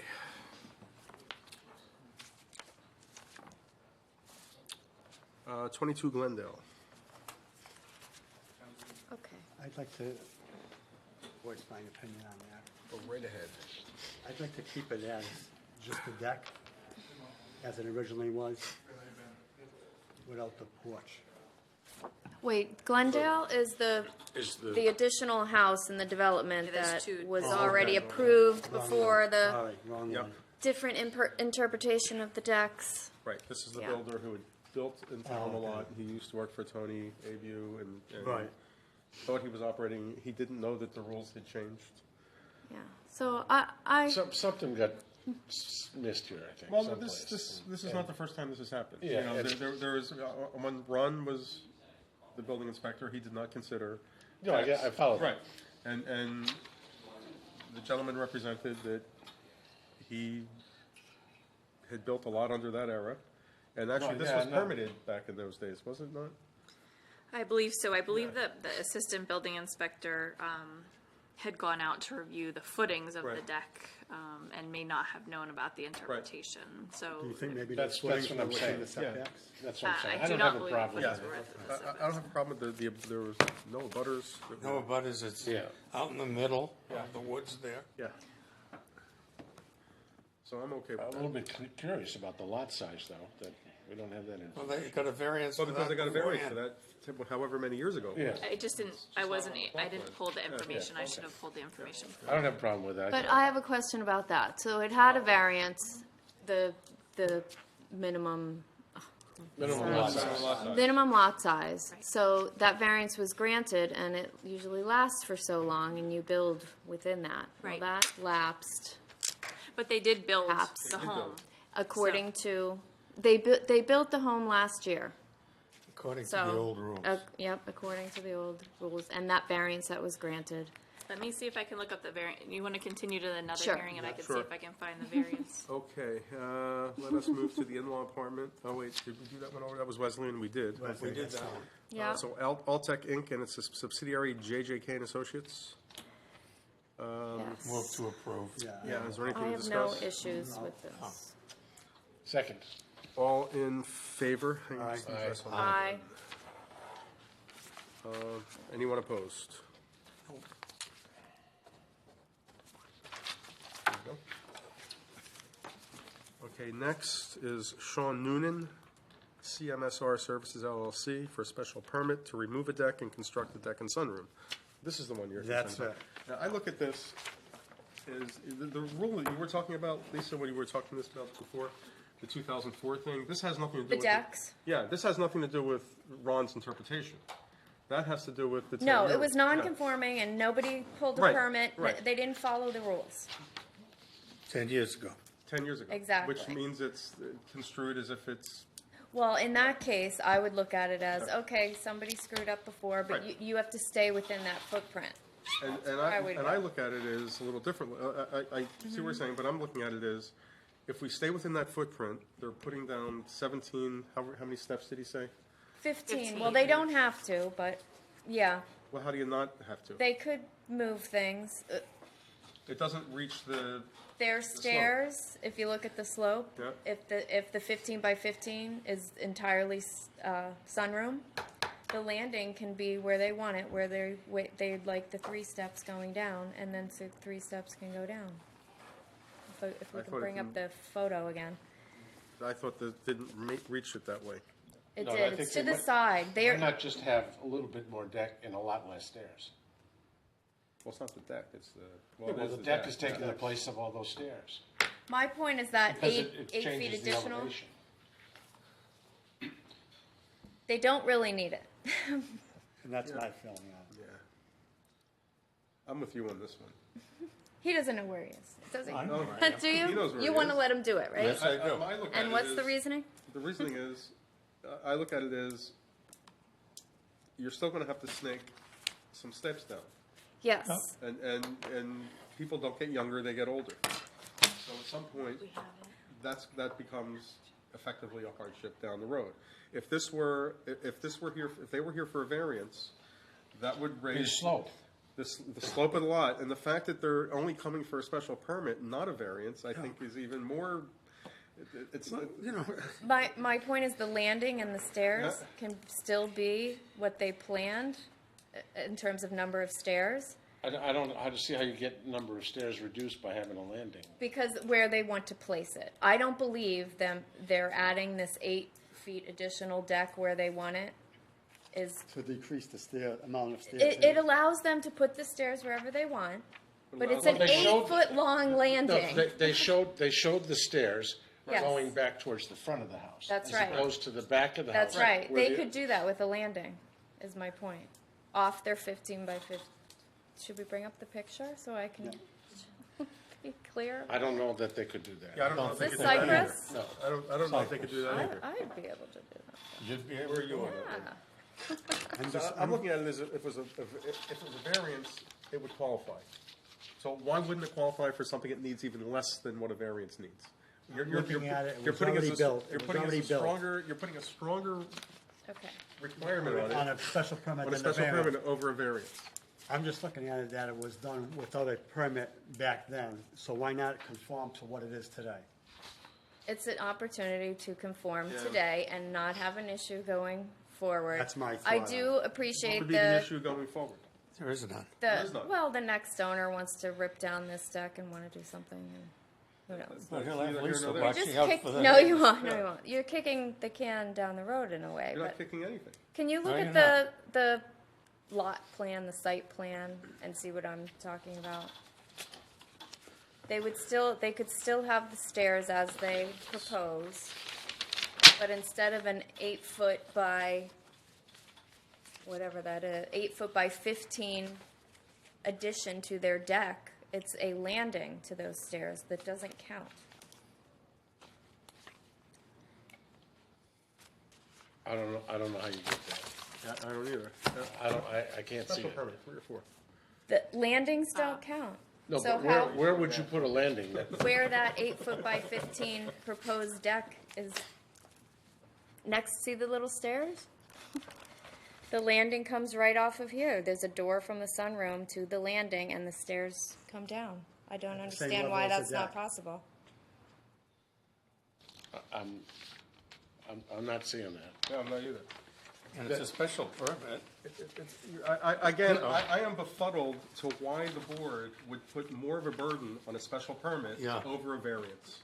I Me am too. totally befuddled So that why is it you're a doing special, that. is it a special It's permit? a special permit. Because it's continuing non-conforming It's fine, that it's continued non-conforming. without a permit taken out. Still as if it was. The statute is, it's as if there was a permit, because it's been there for 10 years. This will show you the potential landing in blue.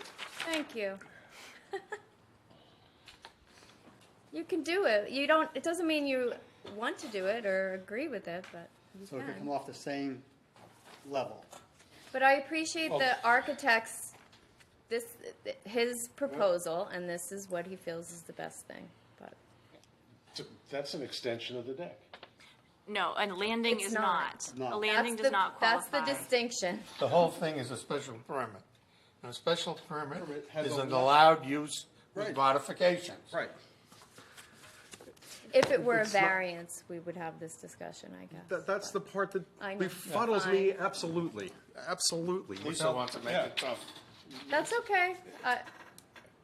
It's funny that people just have to Look, come she up got a with special street named permit, I after her. guess, to get around it, but okay.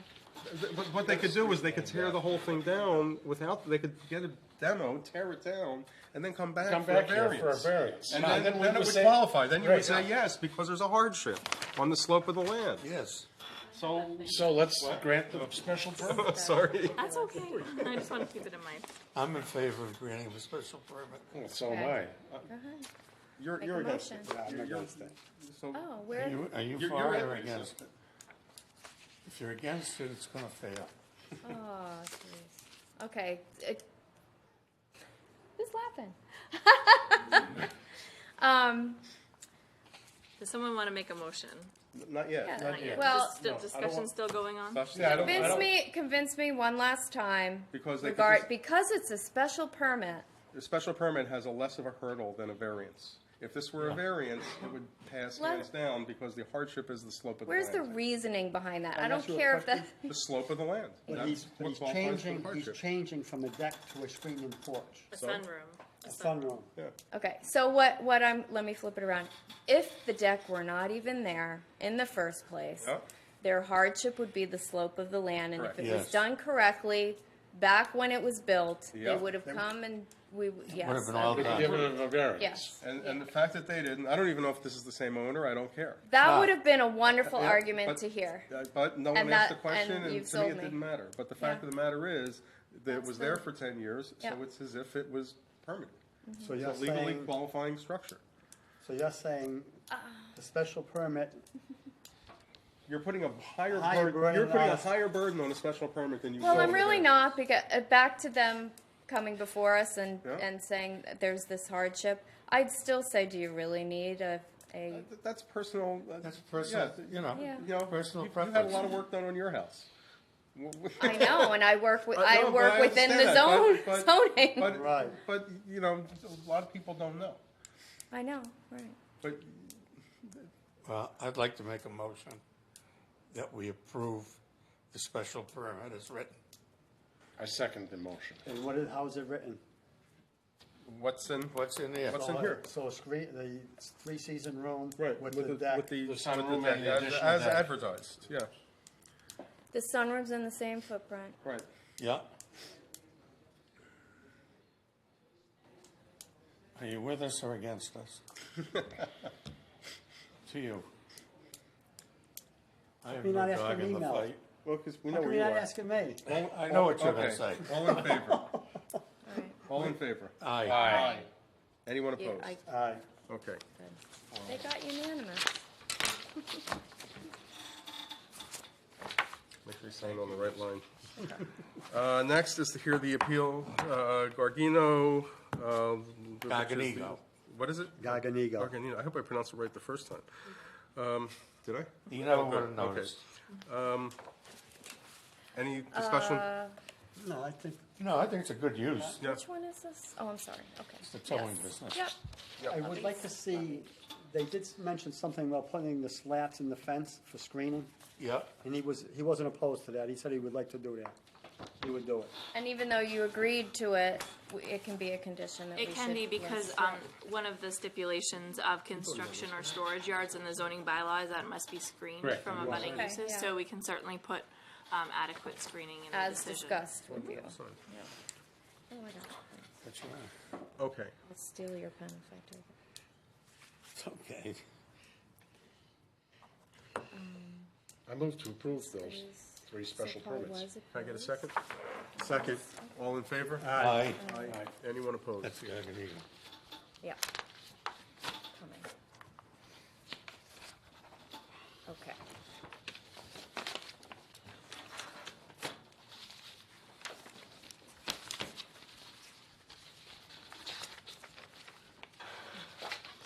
Here you go. Gymnastics next? No. Is it? Yeah. Yes. We already continued. Yeah, Colonial Drive has been continued. Gymnastics. 820 Boston Turnpike. Kristen, we once, Haven't we already? several town meetings ago, tried to change that property to commercial. Okay. And I forget why I know, the landlord or the owner didn't want it changed. Because he had Ranger there, probably. Yeah. With everything that's coming in Yeah. and everything you're writing, it might be better now to change it. Right, and I think we Commercial. have a clear master plan now that we can use as a guide when addressing zone changes within the district. I would like to get the master plan implementation committee set up, which I'll talk about under old business. But yes, I agree that there should be a look at our corridors, Right. primarily Route 20 and Route 9, whether we put expanded uses within the existing districts or whether we do a hybrid district or something else. So certainly would require further study, cooperation with the existing property owners, but I agree with your, Okay, and the property owners have changed. that's correct. How about expanding, district by different uses? Yeah, that's a good idea. Okay, any discussion on this? Any other further discussions? fine Anyone have with any issues with it? They received one letter from a very interested party. Yes. We want to sunset that with the tenant. Absolutely, yeah. Other than that, I don't have anything. Okay, Move to approve. Second. all in favor? Aye. Anyone opposed?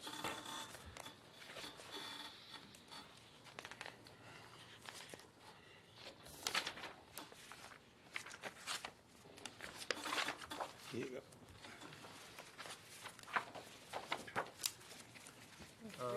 Next, Yeah, I signed her, I think. Quinsigamond Plaza. Anyone have any issues? So I just want to make a clarification because I heard something this evening. I want to make sure the board heard it the same. The applicant. About the spots, how they were counted? No, not necessarily that. Just the applicant had come in with two variance requests, and it's really a one or the other. One is a use variance for commercial parking in the apartment district over the 30-foot line. Right. The other was to extend the dimensional 30-foot line an additional 124 feet, which gets sent. My personal and my professional thought is that a use variance would be more appropriate than the dimensional movement of the line. So I just want the board to sit with that and understand that. I'm all Can you right with give your that. reasons for that? Yeah, could you- Because they kind of won me over for the dimensional, but. Okay. I haven't seen anyone request the movement of the 30-foot offset within the zoning bylaw. I'm not entirely comfortable with that situation. I think it is more of a use variance that they are looking for commercial parking within an apartment district.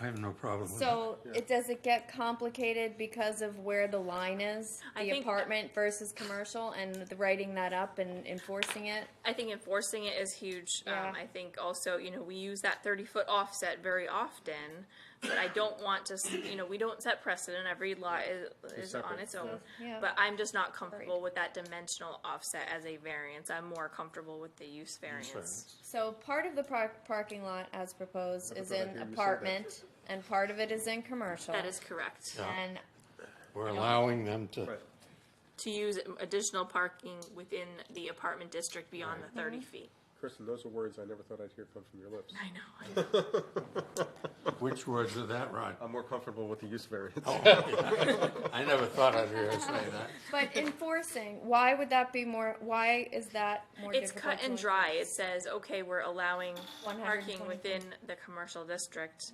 within the apartment district for commercial purposes, in accordance with the site plan. I also think that what Josh said is very true. If they see someone sitting in a car there, they're gonna throw them out. I don't think anyone, do people go to a liquor store and then go to their car and start Only drinking? kids that Yeah. can't buy. I do it all the time. No, but they might. That's what these engineers do. Okay, can I get a motion, So, please? I got one other well- question. Okay. Go ahead, Lisa.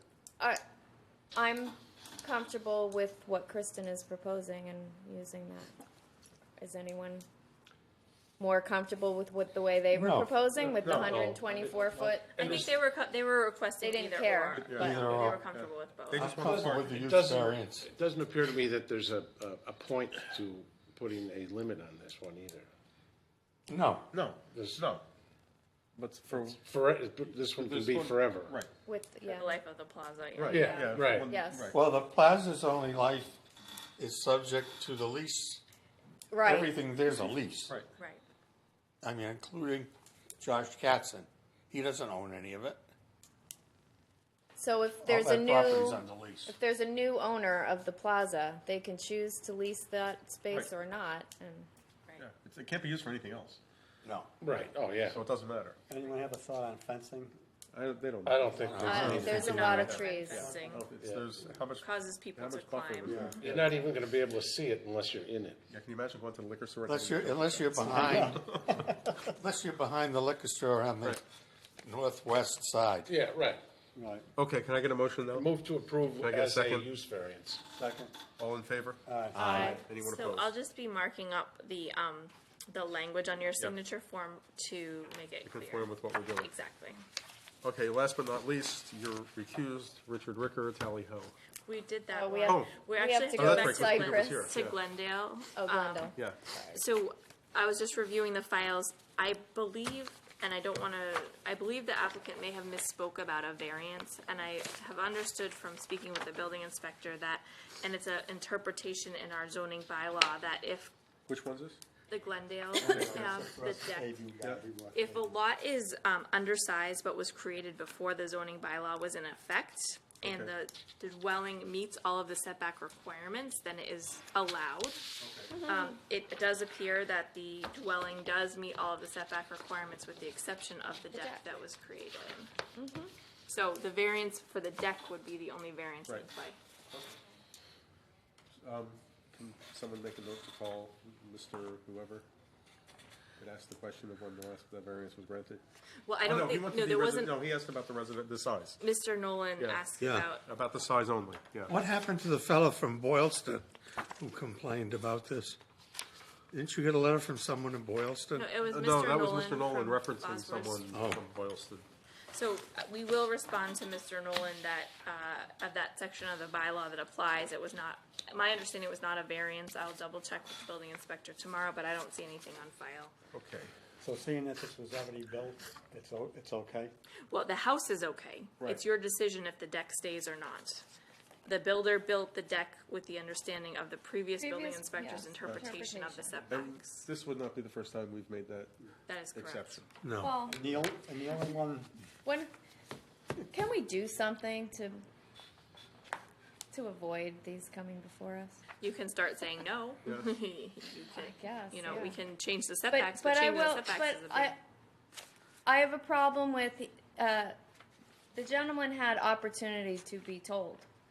Because there was a assistant building inspector on And the he did not property. mention it. We never So, mentioned it. that ticks me off a little bit, but, it isn't our job, the I town, typically, building as inspector's job to do that, but Mel knows, I typically will hold a developer to a higher higher standard. absolutely. I know. Than a homeowner, Right. exactly. Right, especially with like when things move, like stakes have been moved. And or something. time has Right, happened, but in this has particular, passed. but in this particular case, where I just felt, Where he had the building inspector. yeah, there was an inspector out there, Nothing it was never said mentioned. anything to him, and he had built plenty of houses in the past under what I will say the wrong rules, which.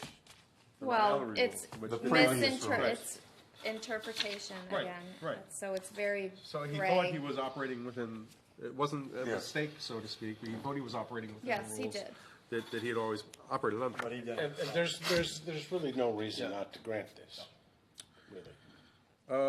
Okay, 36 North Quinsignment Avenue has been unanimously approved. So, do we want to finish this off and make a motion? Oh, I thought we did that one Well, already. there is a reason, and there's a new interpretation, but we don't have to stick to it. You just said, Dill, that there's absolutely no reason not to approve. Well, what I'm There is saying, one. let's say That's why we're let's say here, the but- deck wasn't there, and he came here and he said, I want to build the deck. I'd give him the deck. The hardship in that case would be the size of the lot. Size and shape of the lot, yeah. How far within the setbacks is it with the deck? He is, he's encroaching about 11 feet into Yeah, the it's setback. 11 feet. 11 and a half. Yes, technically it's 11. Yeah, but it's 28 and a half feet from the property. Rear line. I'd like to make a motion to deny. Wait a second. Where is that?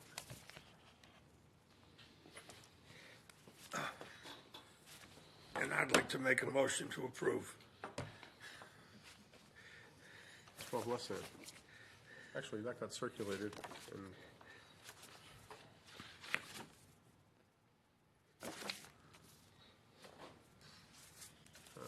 no, it's 12 West. I'm looking for 22 Glendale. Where is the folder? Oh, here it goes. Yeah, it is. And actually, somehow it got circulated already. So, So we already voted. I have a question. No, you made a motion, but I have further discussion. Go ahead. okay, go right ahead. What is the process when building the deck? Do they the builder or the homeowner needs to pull a permit for that deck? Yeah. And when was that done in this particular I case? can't tell you at this time. I thought he said it was pulled. With the house. Well, last year he went to build the house. No, but I think he pulled the permit. How, if you have a building permit, how That's long- the if I- key. 6 months a building permit is valid for.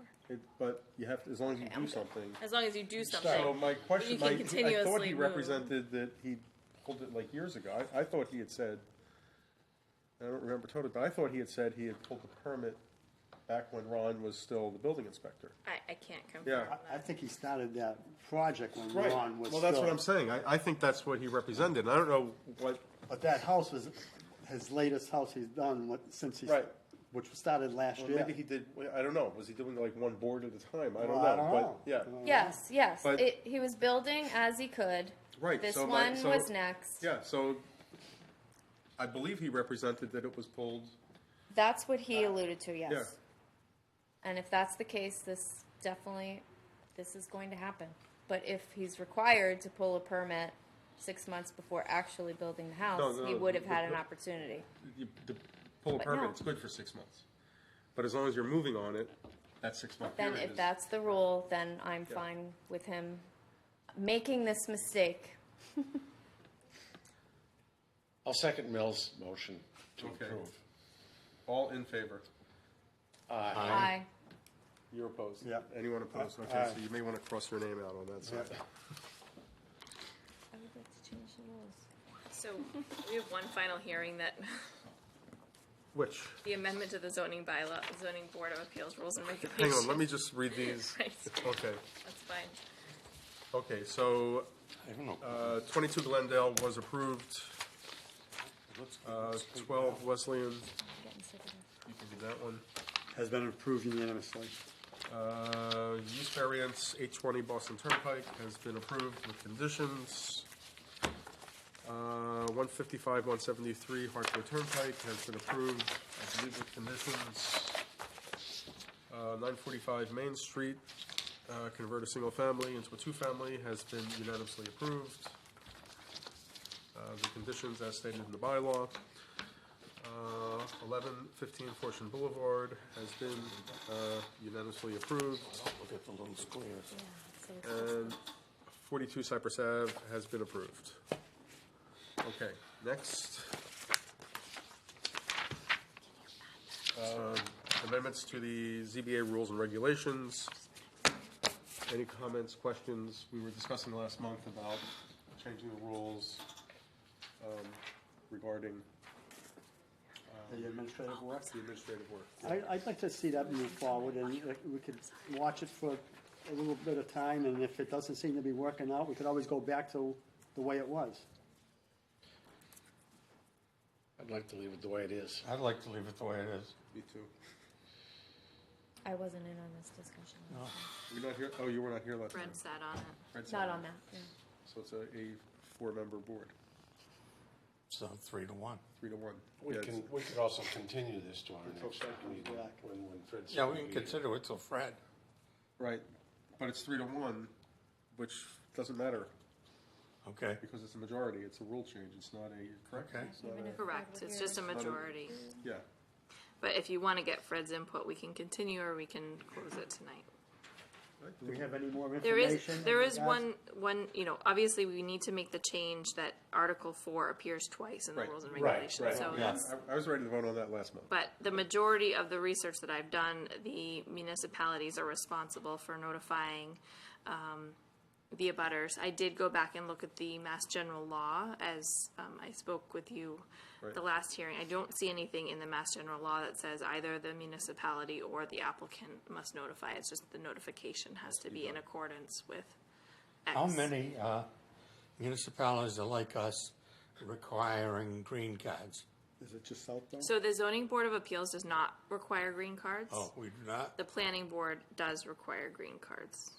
Oh, I thought we did also. But we would require green cards if they were to be. Or proof of mailing at the post Right. office, What other which is a proof little is bit there? different. Yeah. There is a different. Is there? Yeah. I like it the Reason way for it this is. change? The building inspector's office has requested this change due to workload. And any response from the town manager in regards to this? Not at this time. Michelle, you have any input? I will live with whatever. And I did have a comment last time. I did say something last time. We should just use Twitter. That's all I'm saying. It's free. There's a lot of people in the audience who wouldn't have Right. access. Yeah. Yeah. And Every it's not in person accordance over with the 50 law, in the- the Mass General Law. 60 now, 60. Let's change that. We've been trying for 25 years. So I would say. So let's leave- continue it until Fred comes back? Doesn't matter. No? No, I'd just say. Yeah, if it's 3-1, we. Let's we're not do gonna it. Change it. Well, how do you know how Fred's gonna vote? So Well, it doesn't matter. It's 4-1 or 3-2. Yeah. Okay, right. So the vote would be to fix Article 4 in both locations, so just change that Yeah. typographical error, and then to leave the notice the way it is. Yeah, take no action. on Okay, it. so let's vote on the first one, changing Article 4's. Correct the labeling of Article 4. I move to correct the labeling of Article 4. Move to correct, second. All in favor? Aye. That's 4-0. Opposed, that's 4-0. Okay, next is a motion to leave things as they are. For the notification to abutters. Correct. I move that we don't make any change to the notification process to abutters. Second. All in favor? Aye. Aye. Anyone opposed? Aye. Okay. So that's 3-1. 3-1. Right. Okay. So that hearing is now closed and Correct. the voting has taken place. New business. No new business. Okay. Old business. No new changes, really. I explained the master plan update. Still working with the Board of Selectmen to appoint a master plan implementation committee. I owe them a memo that I have not gotten to them yet on the makeup of that committee. And then the targeted zoning committee, we have not had a chance to meet since your last meeting, so I do not have any update for you on that. Are there any meetings scheduled for that? Not that I'm aware of. I will check with the selectmen tomorrow. They're meeting tomorrow. No correspondence? Can I just make sure I'm on the email list? So we made some errors Okay, last time thank with you. notification. Okay. Kristen, Can I get a motion? Or you? Go ahead, Mel. Yes. the only thing on the implementation committee, Yes. since it is a function of the planning board, Right. I would like to see 2 members from the planning board on the committee. Right. I think we talked about that at our last planning board meeting, and I'll certainly bring that up again. Okay? Now can I get a motion? I move to adjourn. Can I get a second? That was a second. Okay. All in favor? Aye. Anyone opposed? Think fast. In less than 30 seconds, a small flame can become a big fire. Don't let your world go up in smoke. Have working smoke alarms and